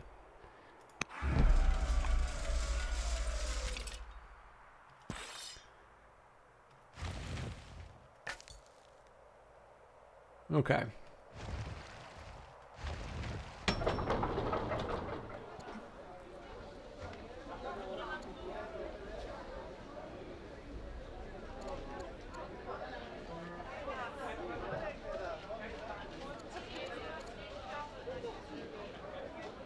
Since Heppo Regius, I'm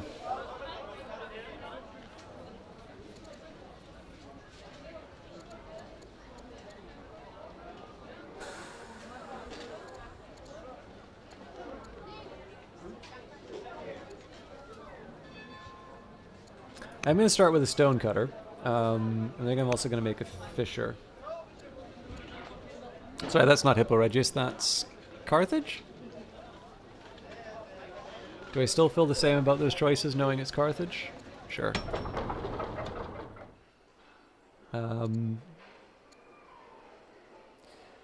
It's the same logic, but I only have one citizen, so I'm going to start with a stonecutter. The reason I'm doing this, so if it's not clear, I know a really common... So,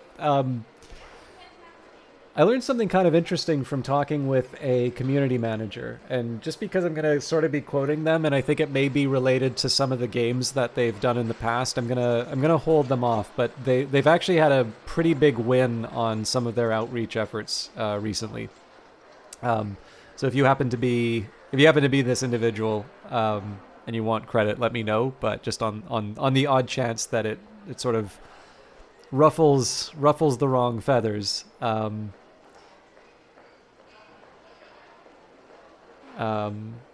you know, I'll protect the guilty with with some anonymity. But they were kind of describing a game that they'd worked on. Actually, sorry, if you can just give me a second here, I'm gonna step away from the keys for a brief second. I actually just want to put the kettle on, and I'll make my tea afterwards after I finish the anecdote. But now actually seems like a good time. While I'm putting out hot air, this seems like a perfect time to boil water. I'll be back in just a second.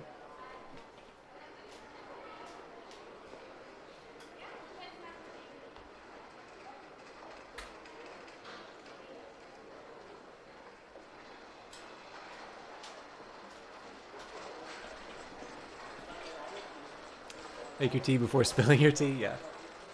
Like I don't want to make it seem like it's too terrible, but like I just, I feel like I should credit people where it's due, but I'm just kind of, I'm going to sort of dance around it a little bit just because I don't think this is necessarily bad about the game. But you never know how people are going to react to certain stuff, and generally it's nice to err on the side of caution. So basically, they did this contrast between a game that they felt was very streamable and a game that they'd worked on. And it's kind of funny because in my role in this conversation, I actually expressed a certain degree of skepticism as to what streamers actually bring to the table.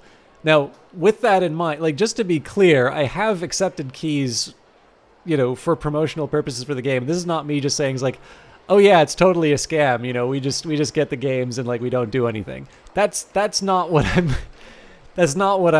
trying to say. But I am sometimes skeptical in terms of like where the level of emphasis that gets placed on it. So I sometimes feel like I wish I had better data to back this up, but I sometimes have a feeling that the attitude towards streamers has not changed very much since the start of gaming YouTube. And that coincided with the time that Steam sort of started to open up to some more independent games. So, we're talking about the time when stuff like Braid and the Stanley Parable kind of came out and whatnot. And I think the big thing is that I think there's a good argument to be made that small broadcasters can help people make a buying decision because they, it's a little bit more of an intimate environment. You have, it's all kind of like more like a recommendation from a friend.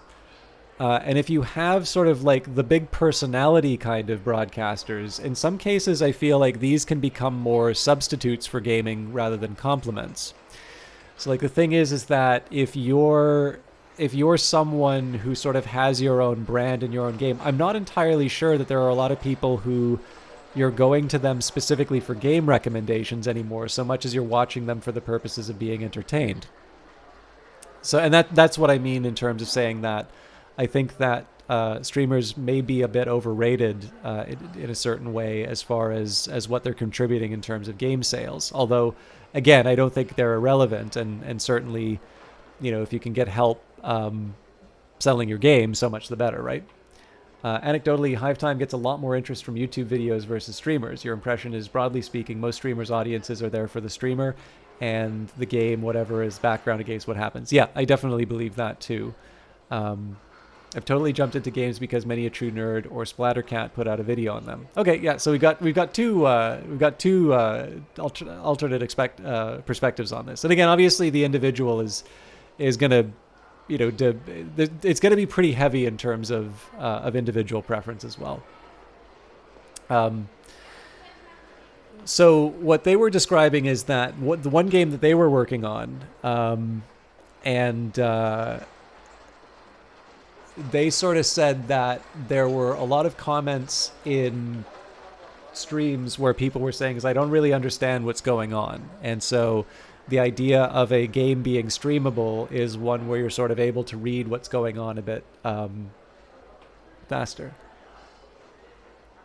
Yeah, Value Chain. I was going to say, in your case, I think yours would be an aligned perspective, but it seems like Allgrins is suggesting that even in the case of a more branded streamer or a well-known streamer, this would be one where it seems like they're still having an effect in terms of driving people to buy the game. Sorry, my kettle's boiling. I'll be back in just a second.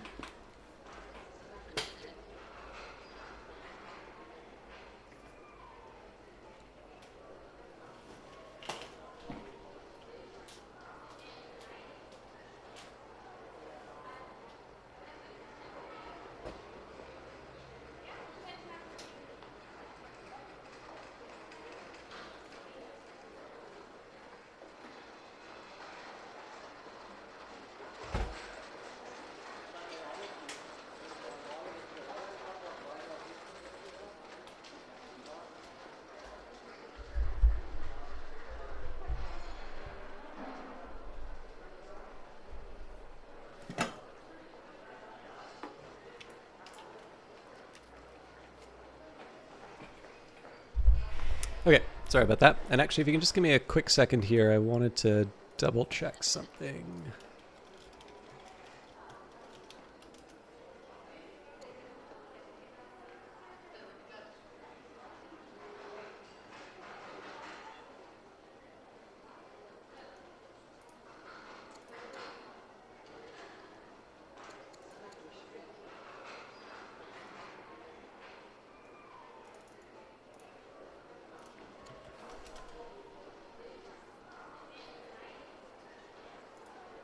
Cool. Okay.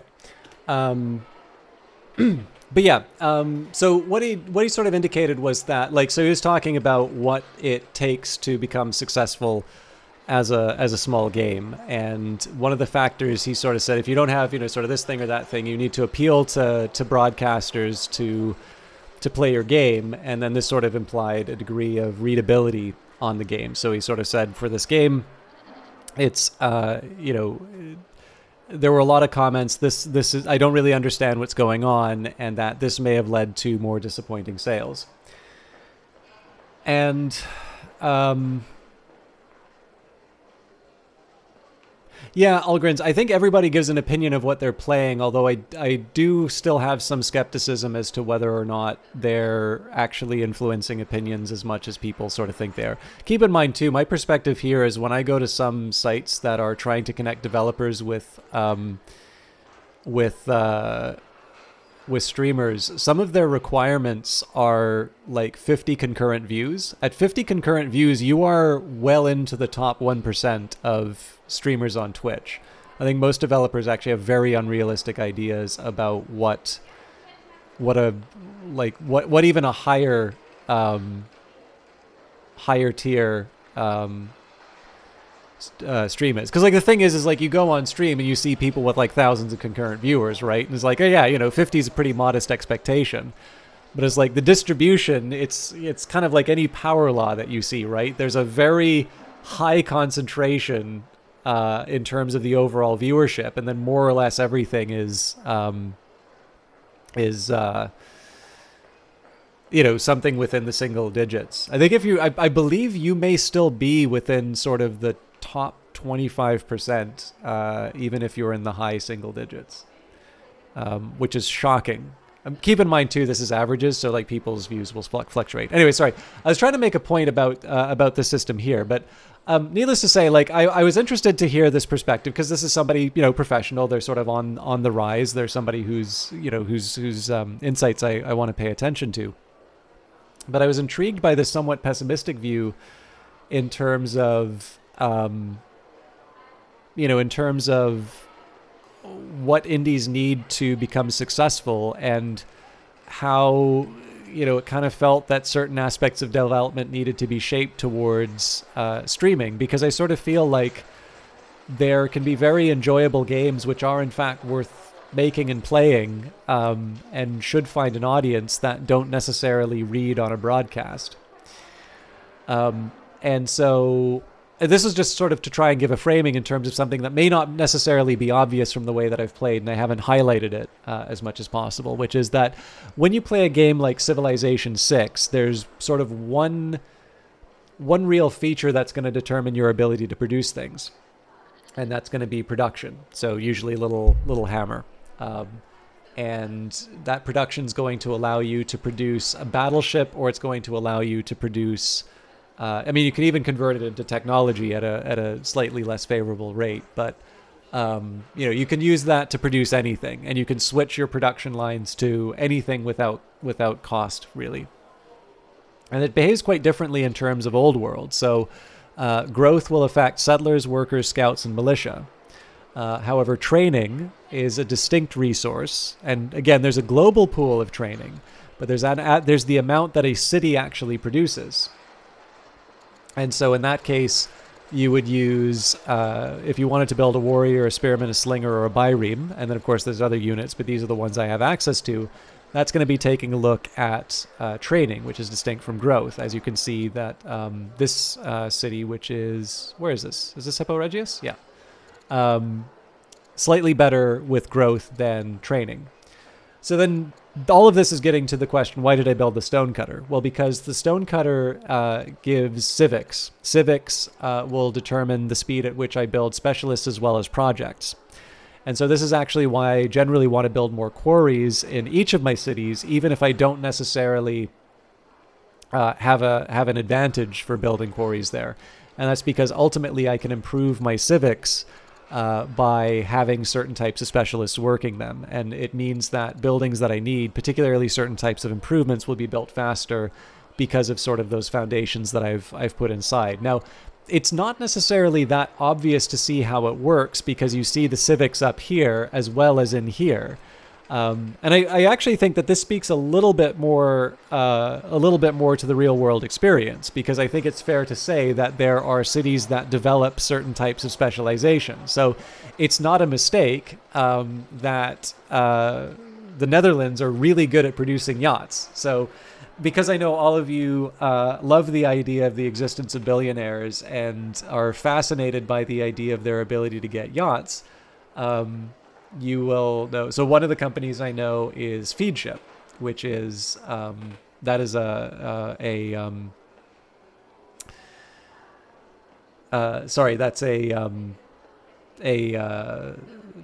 a Dutch company.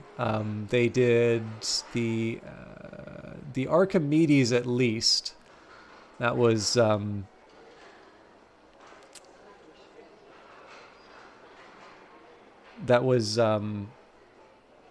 Jim Simmons' so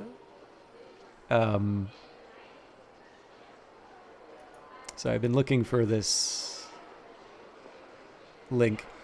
Yeah, so I'm pretty sure there's the Archimedes. Feedship did the Archimedes, but there's I think a lot of people are familiar with the story of Rotterdam, that there was a historic bridge, and Jeff Bezos has got a super yacht which is too big.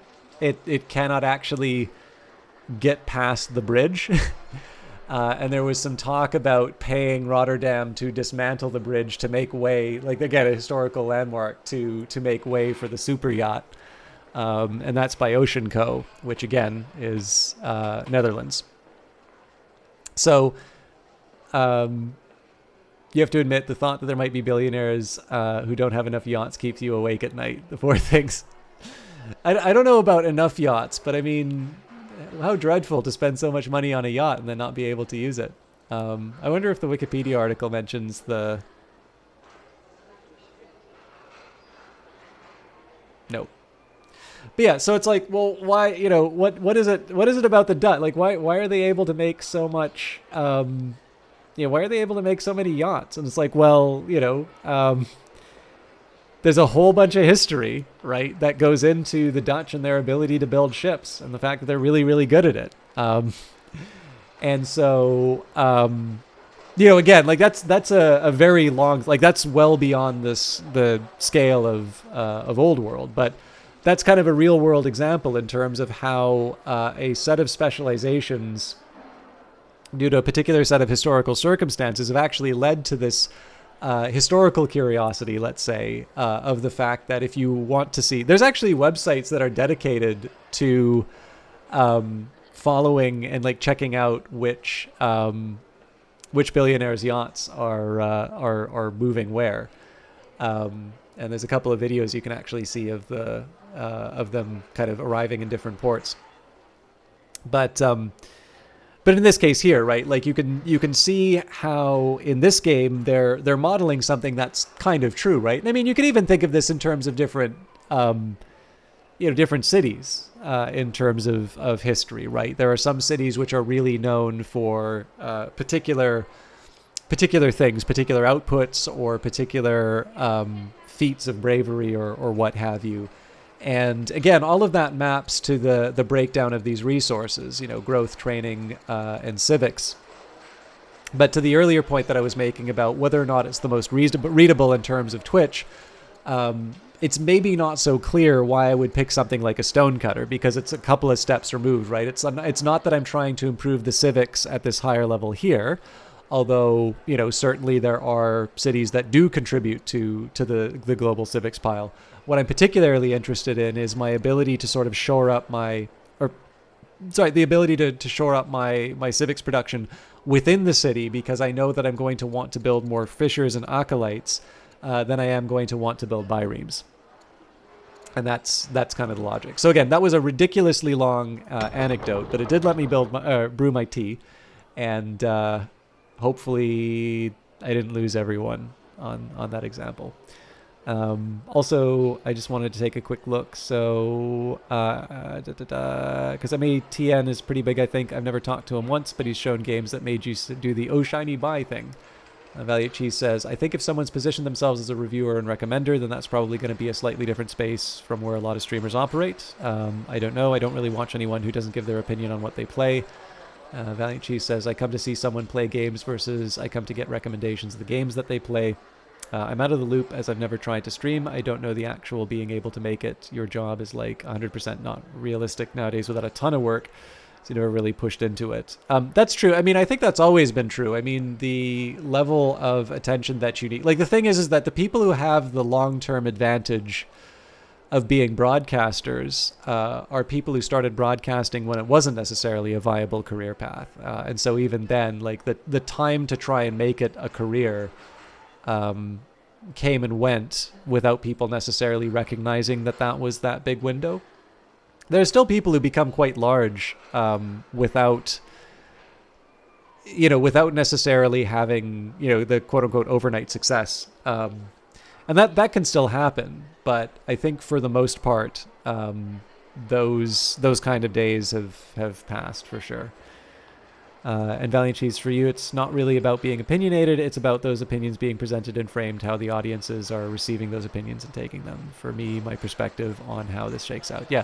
And I mean, again, I just got to be clear on this too. Like, I don't have a particularly, like, I do have a level of skepticism in terms of what streamers are bringing to the table, but I wouldn't, it's not an overwhelmingly strong prior. I could be convinced otherwise. And one of the reasons why I'm a little more guarded in terms of, like one of the reasons why I wouldn't say it outright is people like Algren's, because, Algren's absolutely has an experience that says, yeah, I look at people's recommendations and those matter to me. So it's silly if I turn around and try to say, oh, okay, but your experience is irrelevant. Clearly not, right? Like that's going to be, oh, hang on. There's a better way for me to do this.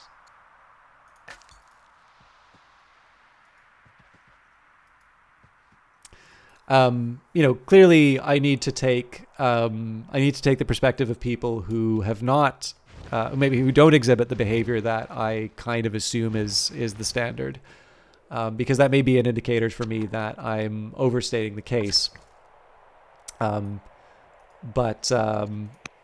Yeah, I don't know. I'm genuinely unsure how often people people see streamers as sources of new games. Like, I think it happens, but I don't know how much of a quote unquote standard experience that is, if that makes any sense.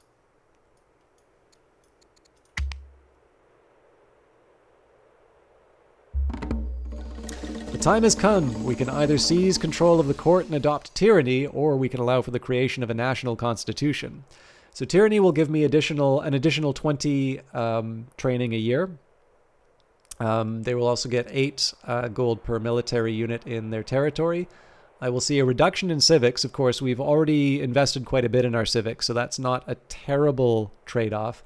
And the Barkids will be happy with tyranny. Alternatively, we can adopt a constitution. Cities will get +1 science a year with an urban specialist, decrees in the capital, although I think we already have the option for decrees. And we will see a reduction in our training, but the Didonians will like it. Now, generally, I like Constitution, and if you take a look at the trade-off between training and civics, I have more training right now than I have civics. In addition, the extra science on urban tiles will probably help me deal with the fact that it takes longer to get certain technology. So. You watch fewer streams mostly due to the easy content consumption. You watch most streams on playback or on YouTube. It's just simpler. Yep. Oh, sorry. That was in response to Cheese. Or Valiant Cheese. Okay. Society shall be bound by rules. Now, first priority. Let's buy up the archer. As desired by the Didonian family, we have commissioned a new design of composite bow and trained several units of archers. Well, we haven't gotten the tech yet, but excellent. We're on our way to becoming a respected nation. So it also seems to me like we can start the conquest. The court awaits your command. Shall we declare war on the Phoenician islanders? Proceed with war preparations. Carthage is now at war with the Phoenician islanders. So let's start with the archers.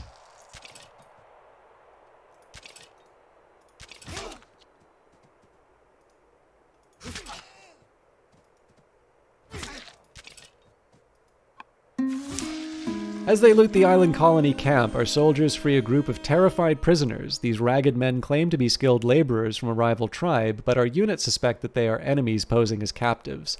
What shall we do? So we must be prudent, execute the prisoners. We become vigilant, or if they are laborers, they will labor for us. I do like the extra citizen, but I don't like the extra discontent, so execution. Now, before I move my settler, let's get... Oh, I already bought them. Right.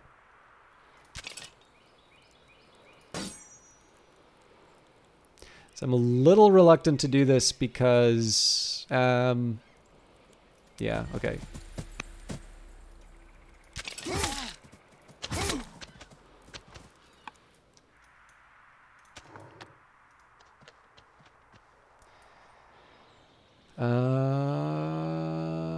Good for citrus, sort of for woods.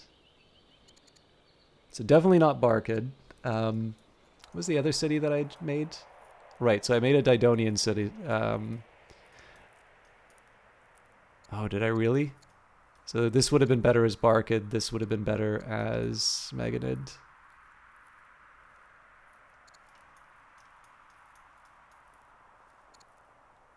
Okay, I'm going to have to make this a Barkid city. It's not even because of the mounted units. It's just so that I can keep the balance of the... It's so I can keep the balance of the different city types.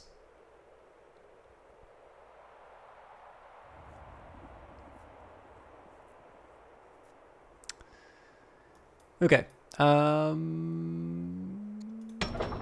As always, we start with a worker for this city. What about you?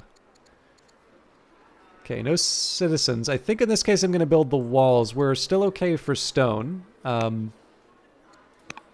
we'll end the turn.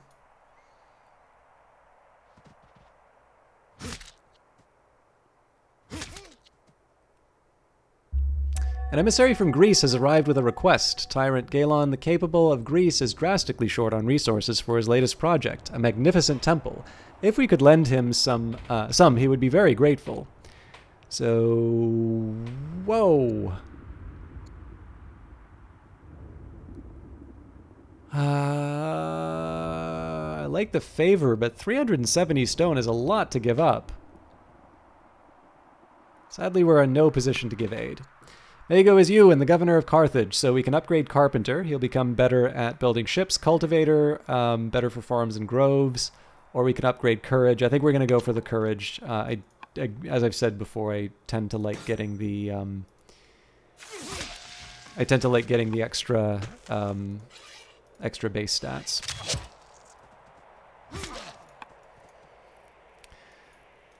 Okay. So we should be getting close to the end of our wood acquisitions.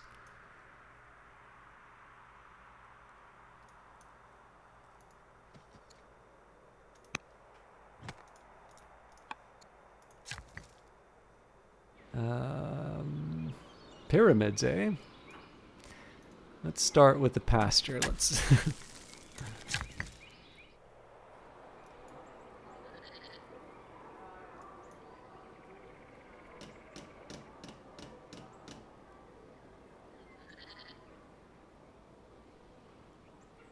want me to build the hanging gardens here, huh?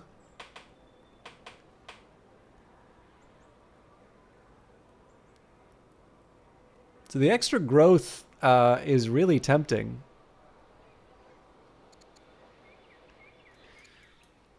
We have I think one of these shrine, like the shrine to a start. No, it's not the shrine to the start. There's another shrine that, let me see if I can find it.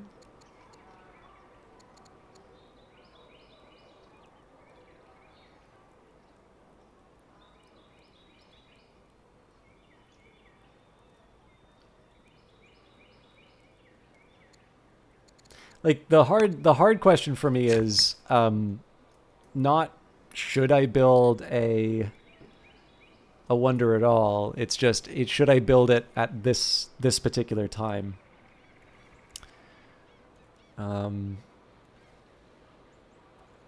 For starters, I'm going to build a quarry here.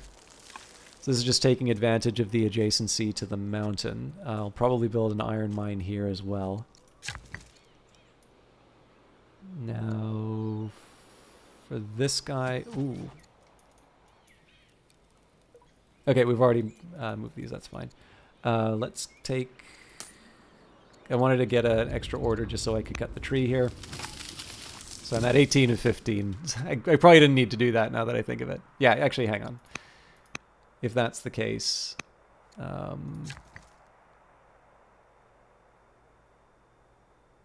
long does it take? 3 years? I think I'll build the lumber mills right away. Okay. Treasury's done. Same logic for stonecutters. And we'll go for a trapper here. Can finally make the Barkids happy with some resources. Okay, workers done here. Let's get you to build... The treasury's tempting, but we don't have the culture. We don't have anybody to work the tile yet, so I think I'm just going to go for walls. A reason for going for walls is it takes slightly shorter than the slinger here. Otherwise, I might have chosen differently.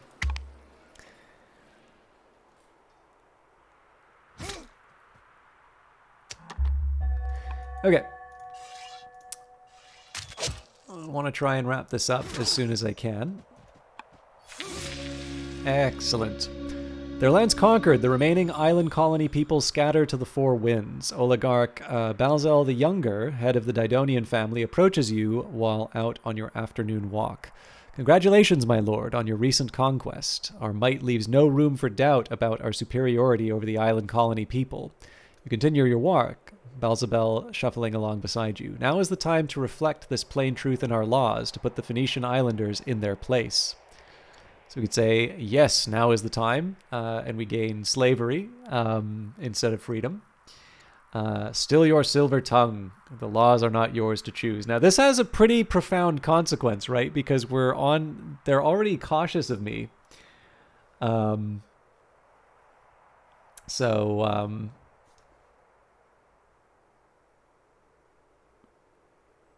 like the thing is like, do I go from freedom, which gives me 4 wealth per year per specialist? I mean, like, just to be clear, slavery is a really good ability in this game, or really good law in this game. I do like the fact that Old World has actually bothered to make it a genuine dilemma as to whether you bring in this really terrible institution, because like you just have this natural aversion to it as a modern player. But you would say, right, like, why, like, sometimes the perspective that games will take, you almost raise the question as like, well, obviously it was a bad idea. Like, why would people have done that? Clearly it's something that the sudden slavery drop caught you off guard. Yeah, well, I think it's an interesting way that Old World has done it. In fact, I think there was some discussion last time we played this, where there were some numbers in terms of people's tendency to pick slavery, and how essentially you need to do that mechanic to a point where people wind up, where it becomes a viable option. You actually need to make it overpowered relative to the other option to kind of get over people's natural aversion to picking it. Yeah, and it's mostly because I'd run into this recently, because I know we were talking about civilization and the different way that some of these things are selected. Although, of course, for our conversation, we were talking a little bit about how sort of the past will make some determinations in terms of how a nation may be more or less susceptible to a particular path. Algrin's, incidentally, there were references to me, so naturally I need to do the vanity chatting. Algrin says, I can see that depending on the audience. With a huge audience, you have to cater to all in a general matter. Smaller audiences, you can bore down into select topics that someone has thoughts on. In point, the guy talking right now, and Valiant Cheese adds, who constantly gets sidetracked. True too, but he goes in depth on certain topics such as the use of training and such versus production of Civ. Usually a larger audience has you trying to cover the broad points to get across what you're doing. And Valiant Cheese says, I'm here for Old World. Why is he talking about this very handsome cheese person doing game dev? Because I'm not online 24 hours a day, and you are another option to watch. But yeah, no, you're absolutely right. Like we did talk about this before, because I mean it's a tricky one, right? There's definitely, in fact, for those of you who'd like to read, a little bit more about this, Civilization, I kind of feel like, is the first game to really try and tackle a lot of history. In particularly in an interesting way, and it's been kind of interesting because Civilization is also one where, because it's so successful, it's also gotten a lot of attention, and that attention doesn't necessarily always mean that it is like positive attention or that people think that it's doing it right.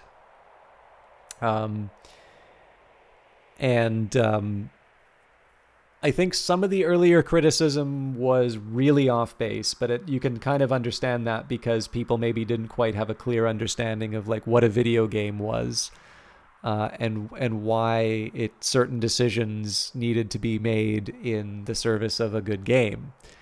But I think it's also fair to say that Civilization has not been immune from criticism. And I think, to a certain extent, where there was a valid criticism, the games have usually changed and have usually been made better for it. But it's also true now that there is a much higher literacy in terms of games, and so the critiques become hopefully more interesting, although not always. Now, I'll be honest, there's actually quite a few people I know who really have a problem with like a fundamental problem with how 4X games work and the type of message that they're bringing across. I think there may be a question in terms of how much of a message there is, because I think one of the appeals of games like Civilization is that, you know, you're given a set of rules to sort of play and have an experience, and it's sort of up to you to sort of decide where you go through. But I know what they mean, right? Like there's going to be a set of decisions made as to the rules. For instance, are you allowed to institute slavery? And does the fact that you are able to institute slavery constitute an endorsement? I don't necessarily think it does, but some might argue that the fact that the game has the idea of ownership of land in the first place is already adopting a particular perspective that that is not the only way you could have gone. If you wanted to be decoupled from historical context, wouldn't you give it?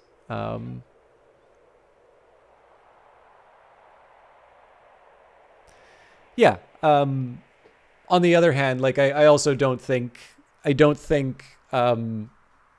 Civilization is like, I just don't feel like a video game is the appropriate medium to do a full-on scholarly analysis of history, right? Like history is a discipline that is constantly going on around us, and our perspectives on history are constantly changing. So I'm not entirely sure that some of the criticism of Civilization is always the most.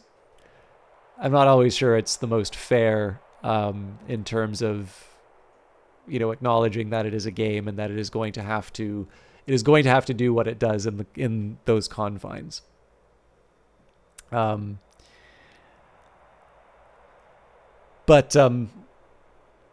where I was really going with this was that I really liked reading Sid Meier's memoir, and it's like that is both the book, the topic of the book, genre of the book, and that is the name of it as well, Sid Meier's memoir.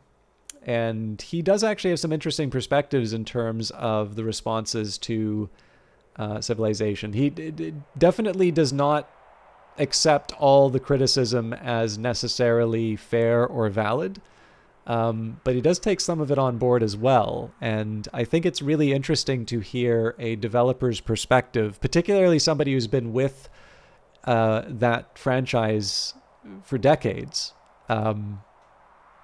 It's interesting to kind of see his perspective on it, because I think he has an interesting perspective both as a game designer, but also how people have changed and sort of the place gaming has in society now relative to when it first came up. But yeah, in terms of this game here, right? Like, I do think that just because we live in the 21st century and we recognize that slavery is a really terrible institution, it's kind of funny that to a certain extent you need to make slavery more appealing to have what would be considered to be a maybe more consistent historical representation. Because if you just have the two options be equally appealing, I sort of feel like just because people, like, there's just something about that particular institution that just makes it really repellent, and so it sort of feels like people will underselect it by virtue of the fact you don't really want to be the person to go for slaves. Just because you played in the University as Alpha Centauri, you would tech up and wipe everyone out with science doesn't give you the messages that they are bad per se. I never did the nerf staple option in the game. Anyway, still your silver tongue. The laws are not yours to choose. So we'll get discipline, but it does come at the cost. Like I said here, we actually had this exact same event kind of trigger some of the conversation here.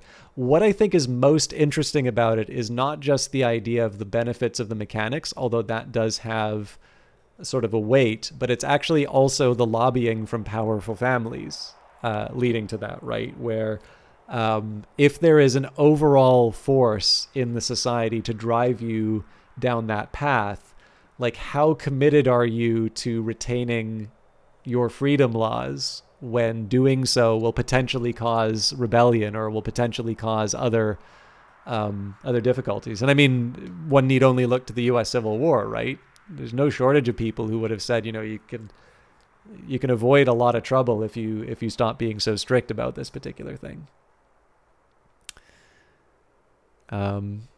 Anyways, we're not doing the slavery thing. We are, however, setting up. Now this is a hard one because the Magonids are supposed to get a spot here. Oh no, actually this is still a good spot for the Magonids because of the mine, so. You've completed the goal, conquer and settle Sardinia and Sicily. As desired by the Barcid family, we have occupied the Phoenician colonies located in Sardinia and Sicily. Excellent, we are on our way to becoming a mighty nation. So we're going to need to heal up a bit, but we'll save that for later. What on earth did I want you to do?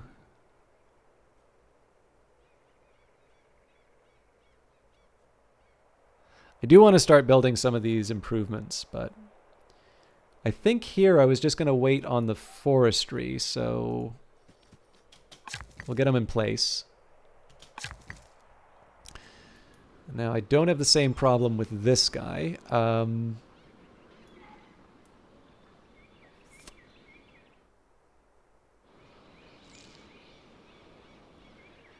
Really cramped in here.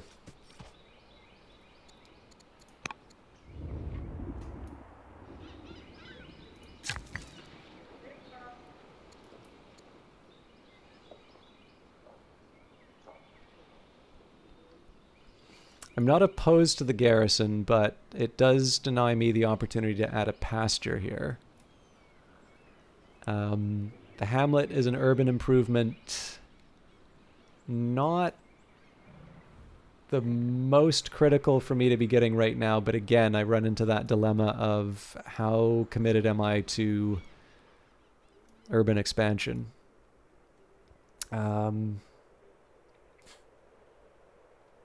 I'm genuinely stumped as to what I want to do with this worker here, because we can't build the groves yet. We could build the oracle, but that's almost me sort of throwing up my hands and saying, I don't know, I really don't know what to do right now.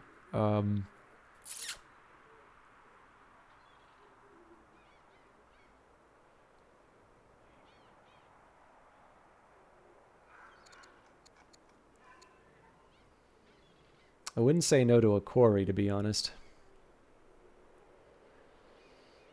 And it seems like I can't build any shrines. I still don't quite understand what lets me build shrines in some places but not others.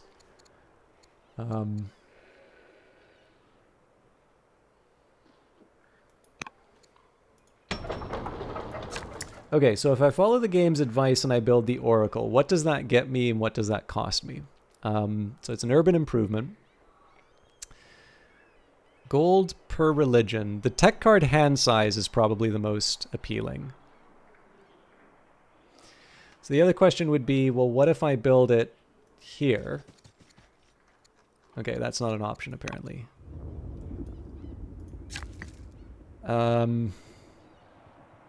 Against my better judgment, I will build the oracle.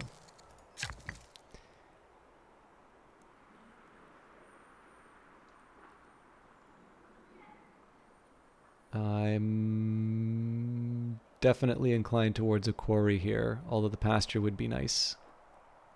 Yeah, we'll do pasture first. It does give me the orders. Okay, what do these guys want? So Stronghold's a pretty strong, well, so to speak, pretty strong recommendation here. One for its orders, and then 2 for the expanded territory. The drawback is it looks like I don't actually have the stone for it, so I'm going to build a quarry here instead. And we're going to build a worker in our newly acquired region. Sorry, that was an unnecessarily long turn, but I needed to figure it out. Sorry, Valiant Cheese was talking about SimCity, so I think it's fair to say that SimCity is expressing, consciously or not, some specific philosophies about civic planning and the role and relationships between land value, education, crime, pollution, etc.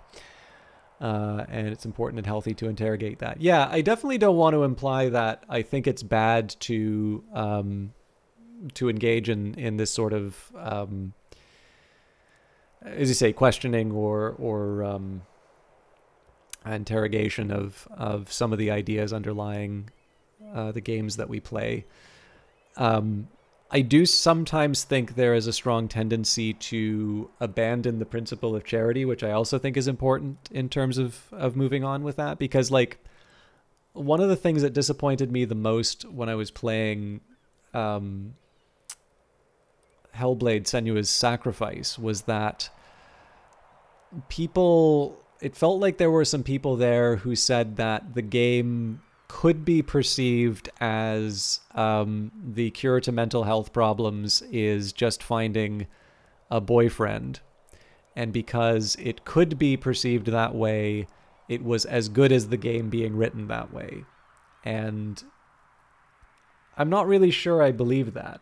I think you can tend to burden a lot of games with certain readings. And to a certain extent, I sort of feel like I can... Like, I don't know, like I've gone through my English lit classes. I know how to, I know how to, drag something out of a text. But I don't know, like I suppose to a certain extent we may want to ask the question, like, what do we get out of that, right? Like, it's true that I could look at Old World as, this slaver's power fantasy, right? And so, like, how if I want to raise a fuss, right? I point out the links between fascism and the this ideal of recapturing the glory of ancient Rome, the famous salute from Nazi Germany does have its origins in the Roman legions. Certainly in Italy, right? The fascist movement was definitely about kind of recapturing the good old days, and even the symbols, right? The bound sticks. The origin of the term fascism comes from that as well.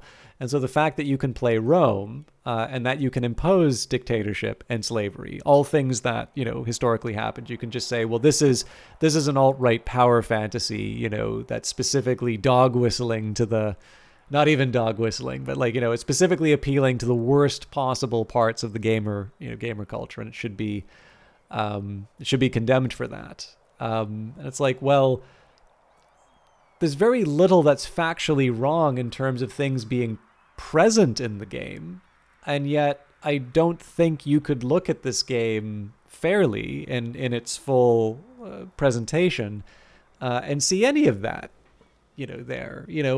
How do you reconcile that with the fact that when you see so many examples of cultures that maybe aren't as often discussed, or bits of history that aren't often presented, and that in addition to putting them inside of story events, that you're given a link to be able to learn more about it?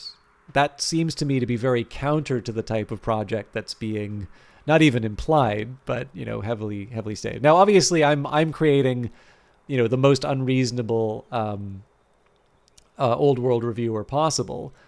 But I mean, look, I like the classical world. I like this sort of stuff, and I absolutely can see what happens, when you go into certain Reddits, or there's certain like classical memes for Hellenic teens.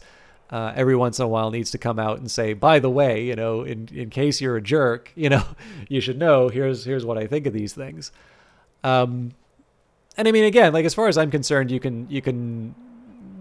I don't really feel that you should like ruin it for everyone because there are some people who are going to engage in bad faith. And that's not, I'm not just talking about the reviewers here. I'm talking about people who will want to, use this as the, as the launching pad for them, saying, like, obviously if you want to play as Rome and you want to focus a little bit too much on the nasty parts of history, I can't stop you. And I just hope that nobody watches your channel because, that's really unpleasant. And I would rather there not be more of that stuff in the world.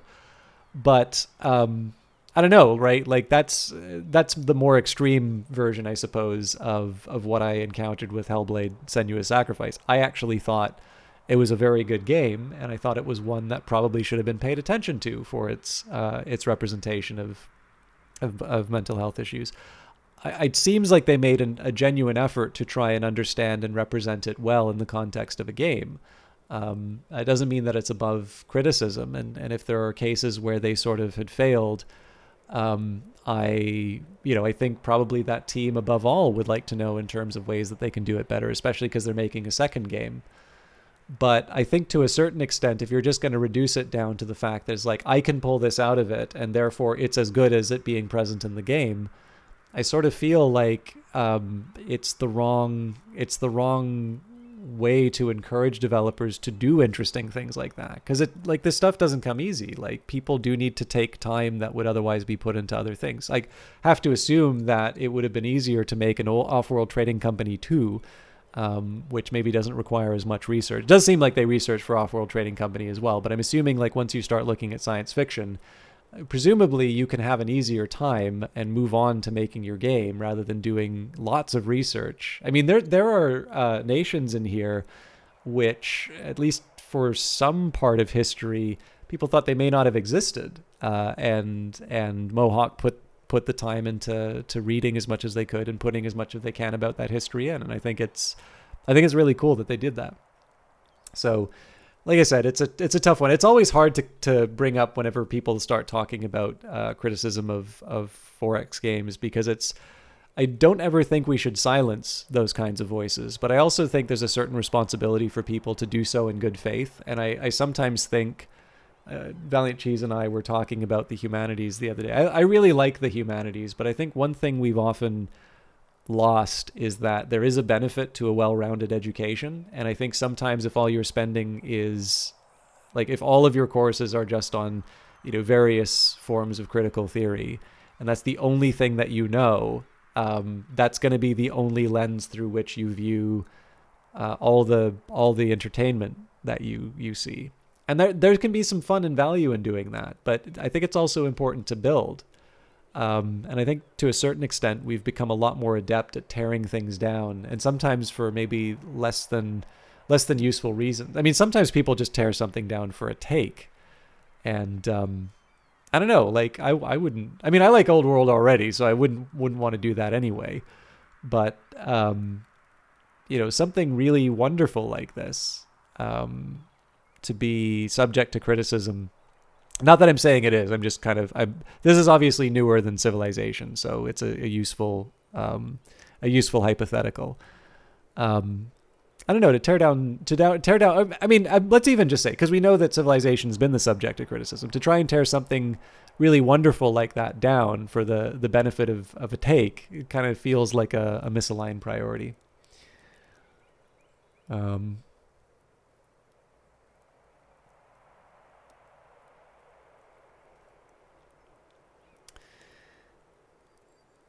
Criticism does require you to view the compared to the material. I know Jeff Gersman is a cynical, critical old man and hates most things anyway, but he's got good points. Well, I've got good points.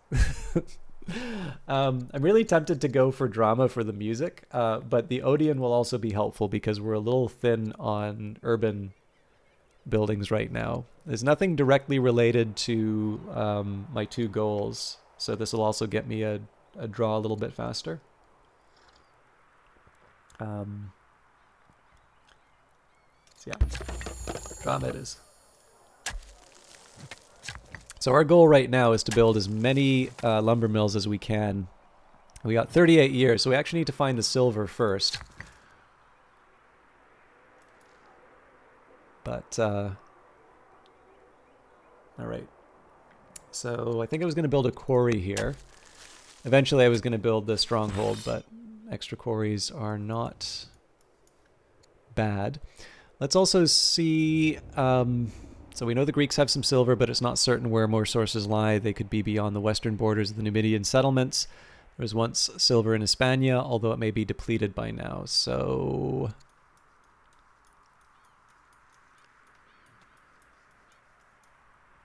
I think I'd like to use my scout first.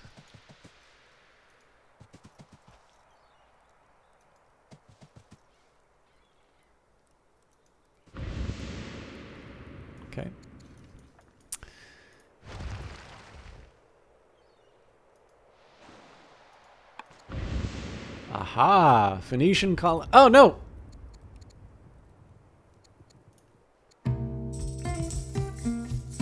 I think we'll get this again.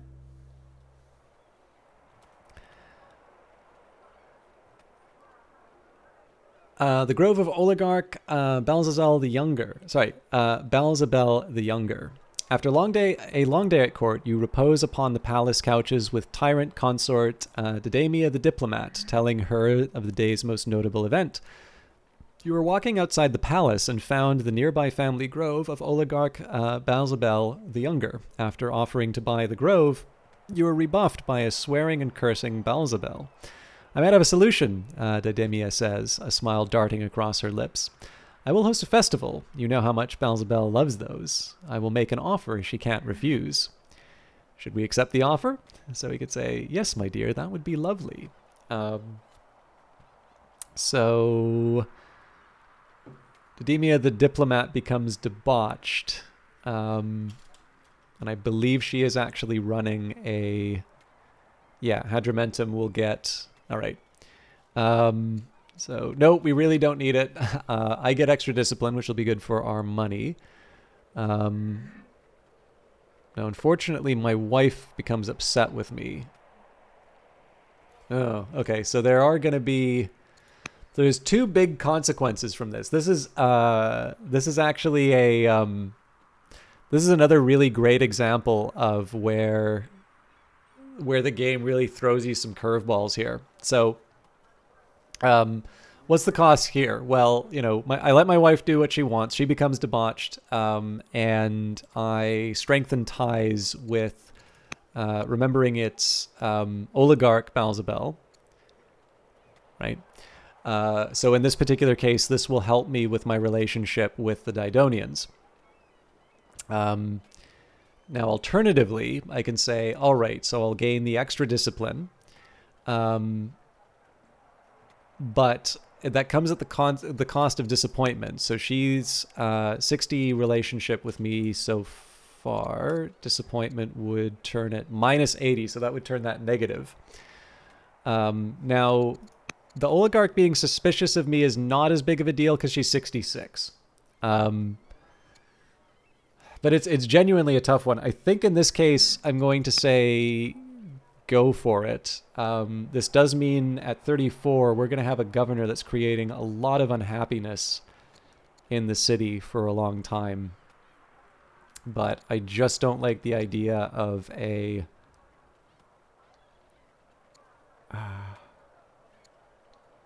the fact that she's covert. Obviously... You want to be careful about annoying the covert people. So yeah, yes, my dear, that would be lovely. All right, Phoenician colonies in Iberia. An emissary from the Phoenician Iberians rides forth under a banner of truce. Hail, fellow Phoenicians. We would welcome your trade delegations, but you should keep your navies out of our harbors. We do not aim to fall under your control. Our allegiance still lies with Tyre. Once the motherland regains her former glory, things will return to the old ways, and all of us will grow fat and wealthy once again. This is not welcome news. The oligarchs will not be pleased. Tyre is mortally wounded by a long siege. There will be no more glory for her. If Carthage does not rise in her place, some foreign power, like Greek colonies or the Babylonian Empire, will take center stage instead. Carthage must decide whether to tolerate independent Phoenician colonies or to fund a war expedition to bring these people into line. We shall consult the oligarchs before making a decision. Okay. I'm assuming that's why I was given the mission in the first place. We can promote these folks. Let's go...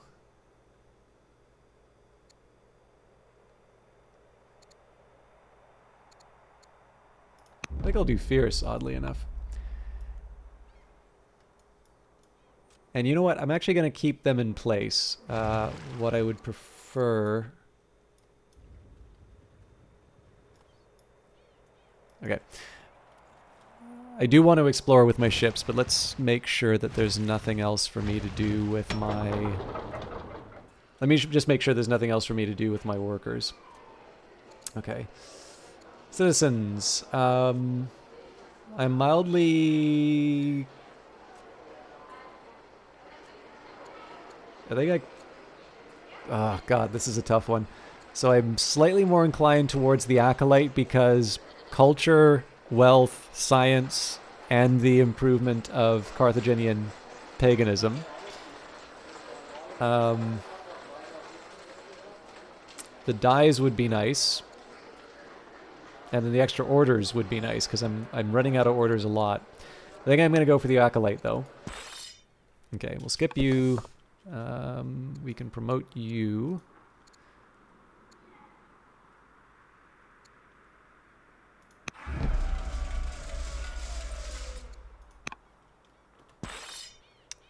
Yeah.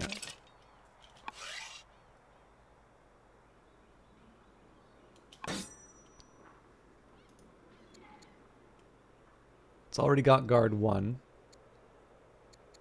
Yeah, why not? Let's continue to go down the path. Oh, I keep forgetting.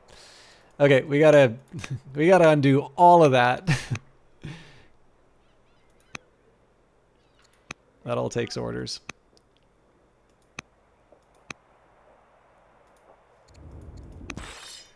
Okay, once more with feeling.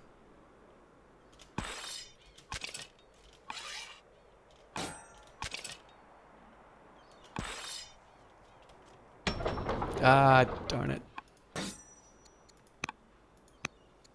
So I didn't want to pause. I wanted to tab them, but not...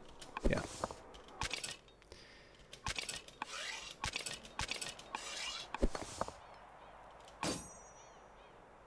So these guys I might heal.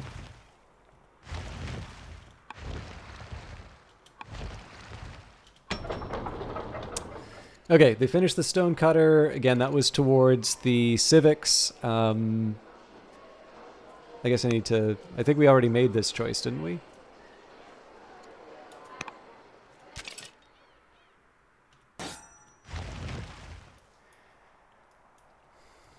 Okay, so there is a leftover order. That's not where I wanted to move them.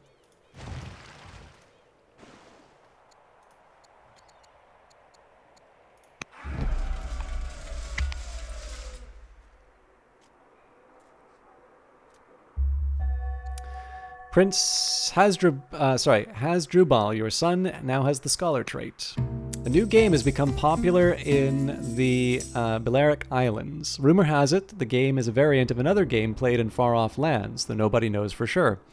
Whatever the origin, the game is remarkably simple, needing nothing more than a series of holes and some seeds or stones to be played. Players place their seeds in pits, as if sowing. On each turn, the players rearrange their seeds across other pits, trying to capture some of the opponent's seeds in the process. The winner of the game can claim to be a more accomplished planner and landowner. What should we do with this undeniably fun invention? I'm wondering if this is Mancala. It's kind of fun. I really like these events in particular because they reference different games. And I don't have enough of an understanding of gaming history to be able to identify all of them, but it is a fun little trick to try and see. Okay, so we could encourage the pastime, extra culture, and less discontent. Alternatively, it is a game fit for the aristocracy, which would help me with the Barkids and the Didonians, but let's do... All right, fortify... Panormus, oligarch Maribal of Hippo Regius of the Barkid clan, has just returned from an inspection tour of our new colony at Panoramus on the northern shore of Sicily. Sicily is rich in fruit, grapes, citrus, olives. These prizes would be worth the trouble to expel the Greeks in time. Now that we occupy the Phoenician colony in Sicily, we should prepare to defend it. This seems like a necessary first step if we are to ever control the entire island. We are already committed to pursuing the strategy of the Barkid clan in regard to these colonies. We must press on their next ambition. We should build walls around the city there, establish a garrison, and construct barracks. So, fortify our city on Sicily, build walls, barracks, and a garrison there. So I think we should be able to manage that on its own. Okay, so we have another opportunity for nets, which kind of lets me kick the can down the road as far as other decisions.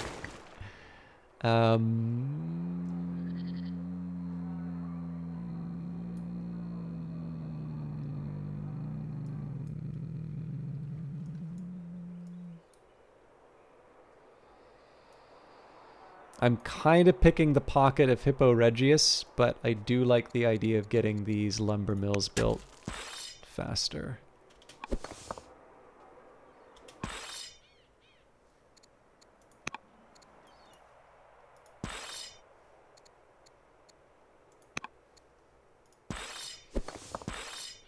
So I'm going to tab the ones that could potentially be upgraded.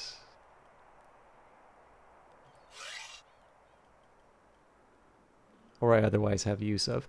I probably want to heal these 2 units, but I'm not sure.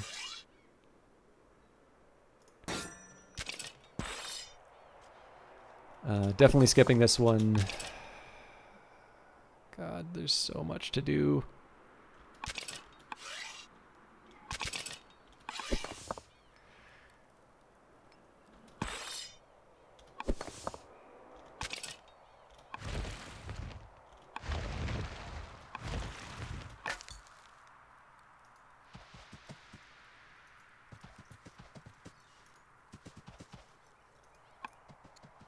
The Berbers! Ah!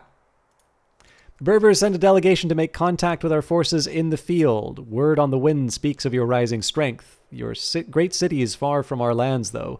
You would struggle to maintain your grip here, even if you manage to subdue us. You have more to gain if you treat us with respect. So we could offer a gift as tribute. So that's 10 gold for 40 years. Now, 10 gold is not a lot, and it would give us... that would give us an improvement on opinion. Does it say relative? Yeah, they count as much weaker. So it's a little weird to try and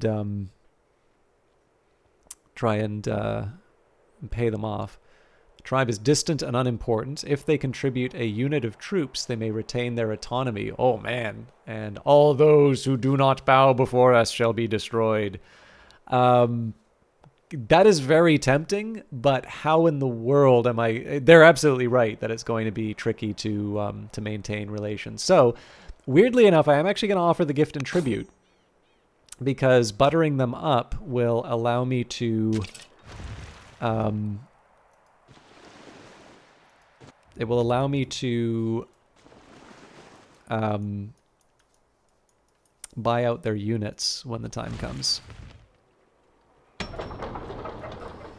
Okay, Stonecutter's done. I've got 1 citizen, so I can pick a rancher, fisher, acolyte. I guess the logic I had for the acolyte in the old one worked, as well as the rancher. Yeah, I'll do acolyte for now. Okay, it feels like there isn't a... Yeah, it feels like there isn't a worker to work with right now, so we will first heal these units, then we'll promote them later. Again, we've got more legitimacy than we used to, but I'm definitely struggling in terms of getting everything done each turn, given the number of orders that I have. Tyrant Consort Didamia the Diplomat has converted to Carthaginian paganism, as has Oligarch Balhano, Oligarch Maribal of Hippo Regius, and the Barkid family is converted to Carthaginian paganism. Hopefully that will improve my relations with everyone. Controlling Iberia, the oligarchs agree for once. We cannot tolerate rival Phoenician powers. The colonies in Iberia must come under our control. We need not announce our intentions in advance, though. We could bide our time and prepare. Only when our forces are ready to occupy their lands do we need to reveal our ambitions. Conquer the Phoenician colonies in Iberia and settle their city sites. Start at the goal, conquer and settle Iberia within 30 turns, so that we need to do that before a lot of our other goals. So the first question that we have here is how many sites do they have? Okay, so just the 1. Now remember, we're still looking for the silver mines. The big problem that I have here is that it's really out of the way. Now there's some ways that I can work this out. Remember the game sort of said that I can move the ships in convenient places. First thing I'm going to do though is I'm going to tab through. I'm not going to skip any units yet, but I want to find my workers and make sure that they're able to keep building improvements. That's probably one of my biggest priorities right now.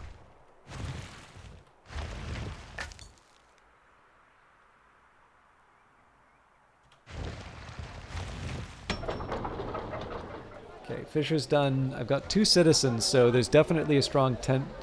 Oh, right, this is Carthage. Okay.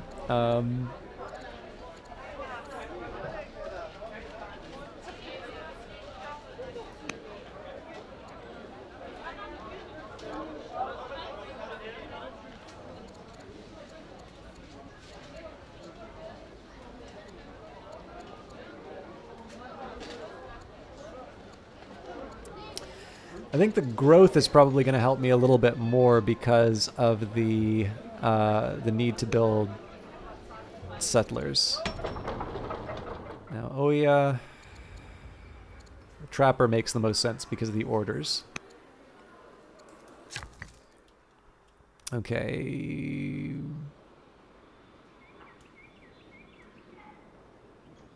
The stone does make sense here because of the adjacency to the mountain. Okay, I think that's it for the workers. They should all be occupied now. So I'm going to move on to the scout. And again, this is just me following the kind of the recommendations of the game. Okay, can't harvest gems. So again, we're looking for the silver mine they were talking about. We discovered the Atlas Mountains. No silver though. Aha! So it turns out the game's only going to tell me about forces I've discovered. Okay. I have a bit of a dilemma here in that I do have a bunch of sort of promotions to do and such. But I do need to also focus on these sources of silver. So I think I'm actually going to move up. Again, just kind of investigate where I can. I'm going to need to figure out how to put my ships in such a way that we can invade the Phoenician Iberians. Now, the one bit of good news is I can't buy a unit like this, but I can start buying, or I should be able to buy these archers. Yeah. This is one of the reasons why it was these guys that I did the deal with.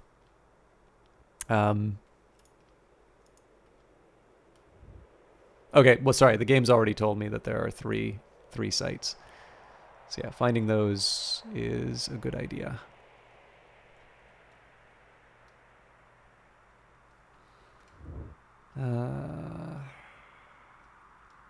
It feels like it shouldn't be this hard to find the silver mines, and yet we're no closer to finding any of them. All right.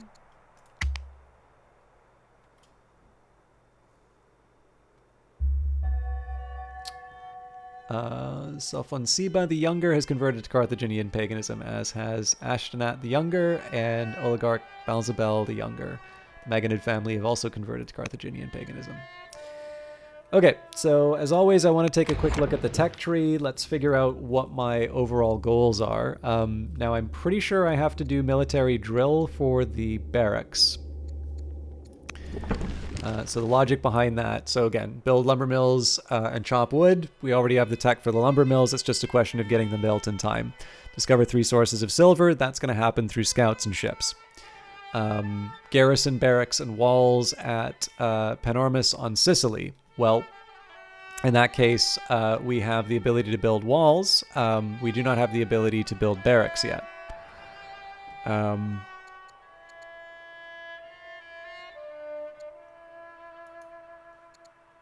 So it also only takes 4 years.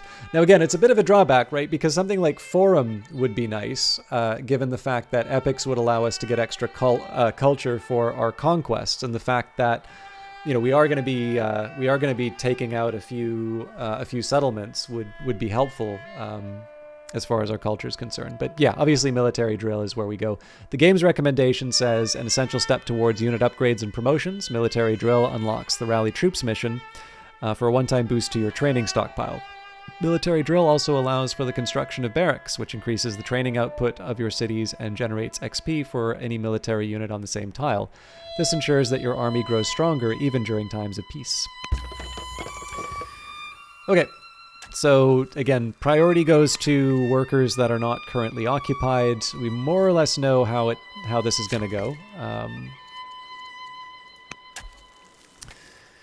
So just as a reminder, the plan here is 1, 2, 3. So this is going to take 3 years. This is going to take 3 years. So that's 6. We have 2 more here. So 6, and that's going to be 8. This is 3. So assuming that we don't have assistance, we will complete the lumber mill and chop wood ambition within 8 years. That does mean that my workers are otherwise occupied, but again, the whole point of these goals is they are priority. Like, they exist so that you can work them as priorities. I don't see it as a bad thing that I'm focusing on them. Now, we do not yet have the barracks, so we're a little limited in terms of what we can conceivably pull off. It did say to build a garrison, so I'm curious why it wants me to build a garrison here and a stone quarry here.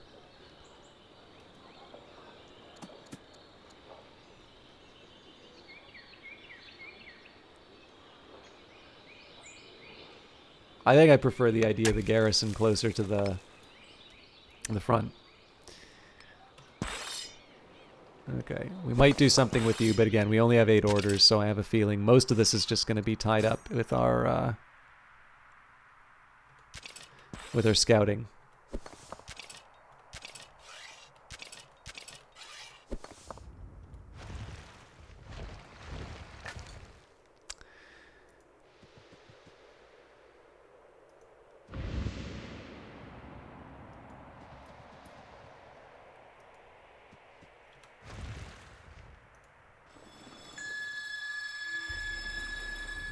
Mons Kelp, +1 legitimacy.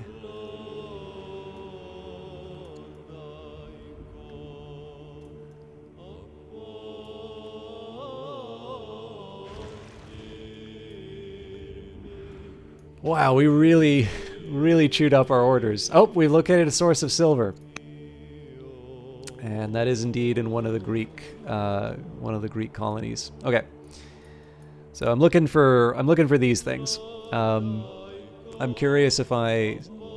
Okay, so it says, we know the Greeks have some silver, but it's not certain where more sources lie. They could be on the western borders of Numidian settlements. There was once silver in Hispania, although it may be depleted now. So, I mean, Hispania is a big place, but I feel like this is the more credible of the two. We also do need to start thinking about when we get the war started with these guys, so I may wind up finding the mines as part of the invasion.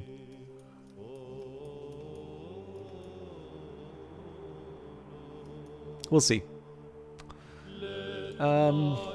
Production. So they've already built their worker now. Walls are the obvious next step.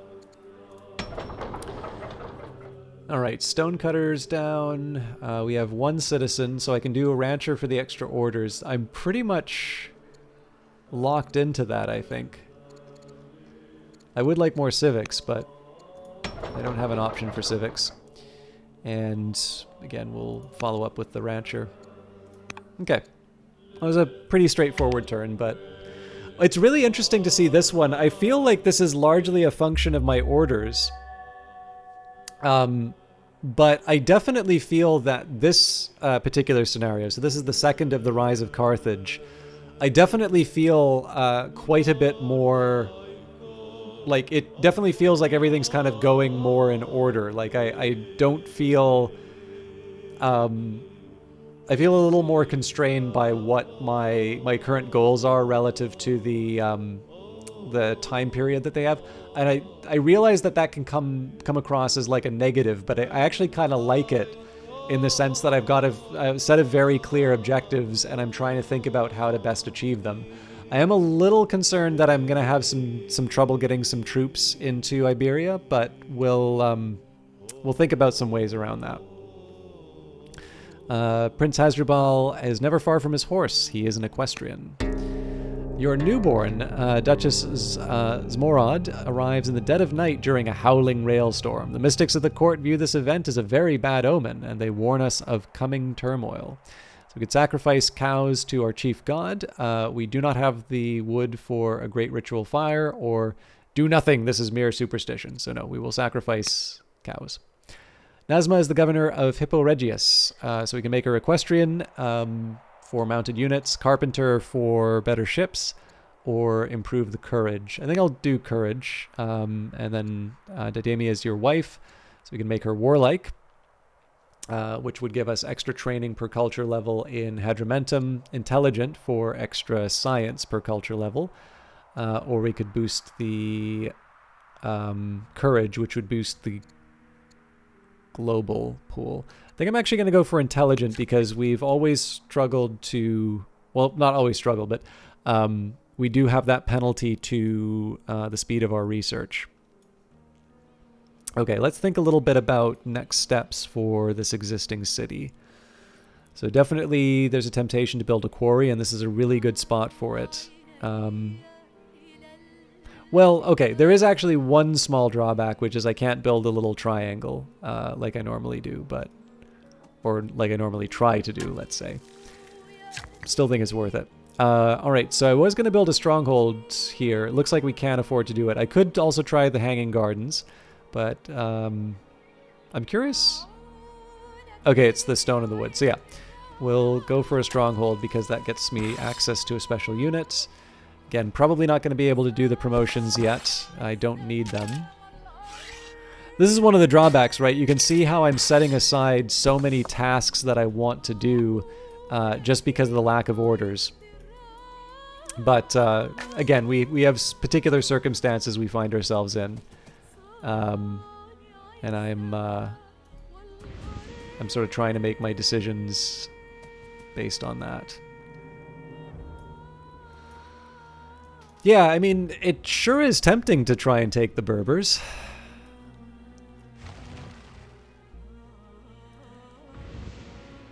And we found the last Phoenician colony, which is nice. That is going to be... like, 28 turns is a real stretch for trying to take this place out.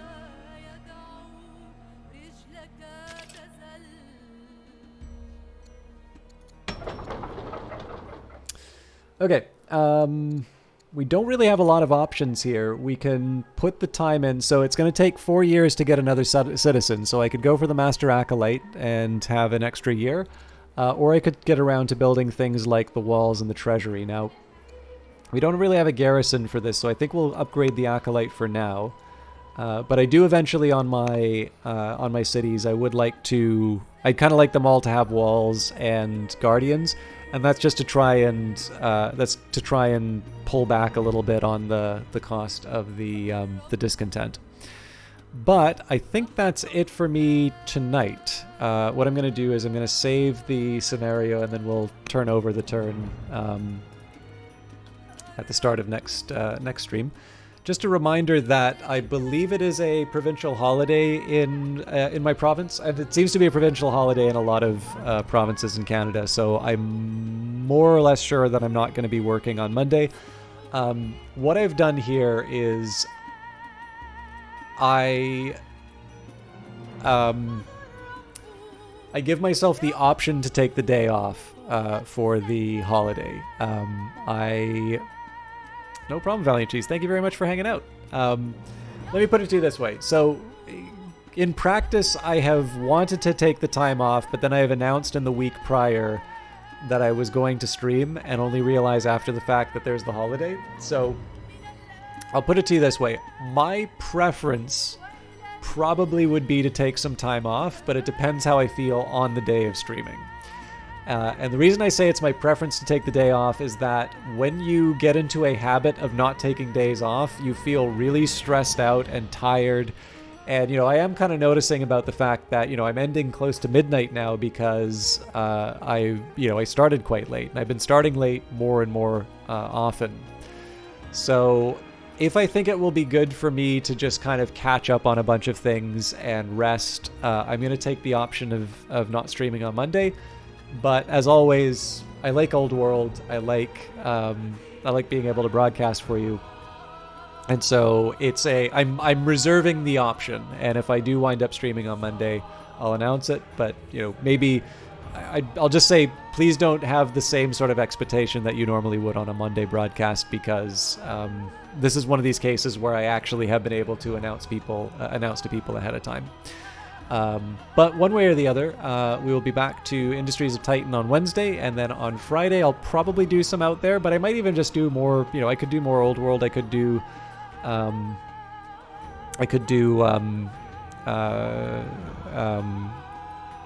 Imperium's Greek Wars. I could do, there's no rule saying that I have to do like a different game each day of the week. And Friday's definitely become a little bit more of a free day. So, like I said, reserving the option on that too, I suppose. I felt like there was another thing I was going to mention, but maybe I'll just leave it there. Thank you, everybody, for hanging out. I am going to find somebody to raid tonight, so if you can stick around for a little bit, I will do my best to find somebody worthy of your time. I'll also just reiterate this, because I feel like today I was maybe a little bit of a slower stream, and I don't know if that works more for people or if this was maybe a bit of a disappointment. But if you're someone who's gotten Old World and you are really having some difficulty getting a grip on it, just so you know, in terms of my own background, whenever I play a Civilization game, I'm always going to go to single player and start a brand new map. That is just my default. And I think that's true for a lot of people in Old World. What I would recommend to you, especially if you are finding the game a little challenging to get into with some of its differences, start with a tutorial for sure. I think that goes without saying. But if you are finding that there's just a few too many traps for you, or you're finding some difficulty, I definitely recommend playing Rise of Carthage. And if you have it, Heroes of the Aegean as well, although I'll tell you that militarily I definitely hit a wall in terms of building a hegemony. So Rise of Carthage, I'm really feeling does a very good job of sort of onboarding you to the game. And my personal recommendation to someone, I wonder why the music stopped. We had such a good song playing, and then there you go. But yeah, I feel the path for someone who maybe doesn't know that they're, let's say that they don't know,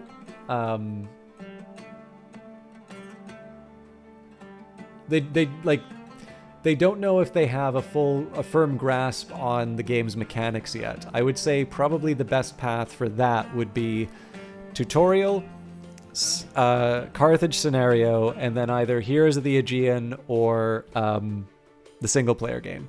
Now, as always, interest is going to drive any path through a game.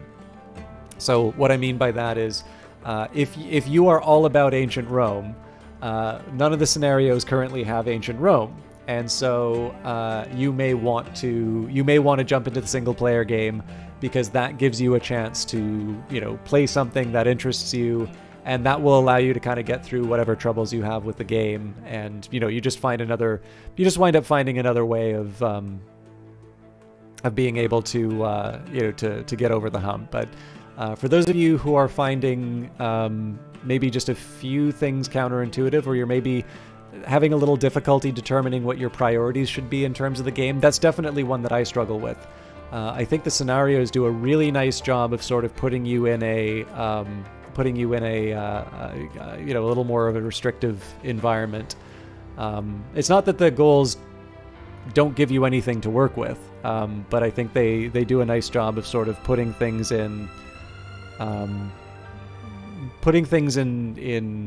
perspective, alignment. I'm not quite sure what I'm trying to say, but I think they do a good job of giving you some constraints to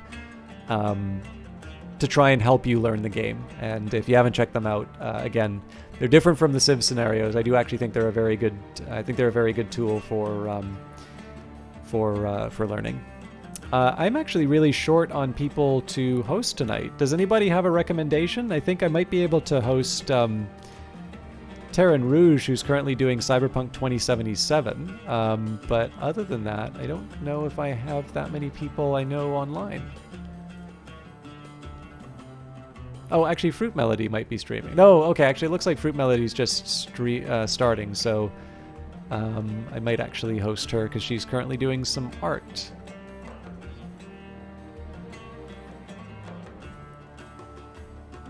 That's fair. And yeah, thanks, Carlo, the Curious. I actually don't remember if I said hi to you or not. I hope I did. But I did see your name, so thank you for hanging out if I did. I am going to host Fruit Melody, actually. She just went online, so...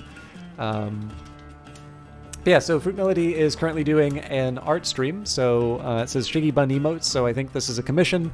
Fruit Melody normally does a sort of animated stream, so I don't know if there's sort of a video detection going on or not. I do know the animated presence does blink every once in a while. But yeah, normally Fruit Melody will either do a drawing stream. Sometimes there won't be audio, but I actually found her through It Is D-Pain, who's a lot of fun to watch. And I did actually get a chance to watch her play Outlast with some of her friends, which was a lot of fun. So, and I also think she's got an interesting art style, and it's kind of neat to see someone do this. I think she uses Procreate, which is actually something I have access to. So for all those reasons, I think that's a good host for the end of the evening. I hopefully will see some of you on Wednesday for Industries of Titan. Like I said, Friday for the free day, and then there's small chance that I may not see some of you next week. If so, the week following, we will definitely have some more. Old World following that. But I got to get some rest. Also, possibly catch up on some work. Have a lovely evening.